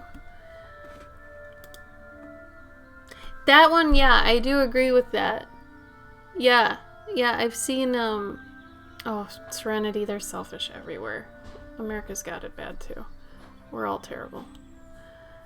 No, I'm with you 100%. I feel like anybody that is protesting or like attending one and they think that, they should like sign a thing that yeah, okay, this is what you really believe, then you get denied medical care if you ever get it. Save it for the people who are actually scared that got it, you know? Anyway. Well, this stream went sideways. I usually don't talk about politics, but I mean, you know, whatever. Alright, I'm gonna go. Let's see, what kind of news is there? Oh, for my curious collectors, if any of you are in here, you're getting bee stickers to lighten the mood. You're getting bee stickers this month along with your bee. What is it? I called it a bee hop, which is the new Guardian. But yeah. Anyway, Dennis, I'll be sending your thing out next week. Thank you again. It was actually really fun to work on. Yeah, I hope you guys are happy and safe and, you know, think about everyone else, not just yourself. Think about how your actions affect people. Anyway, love you guys. See you later. Have a good weekend. Bye.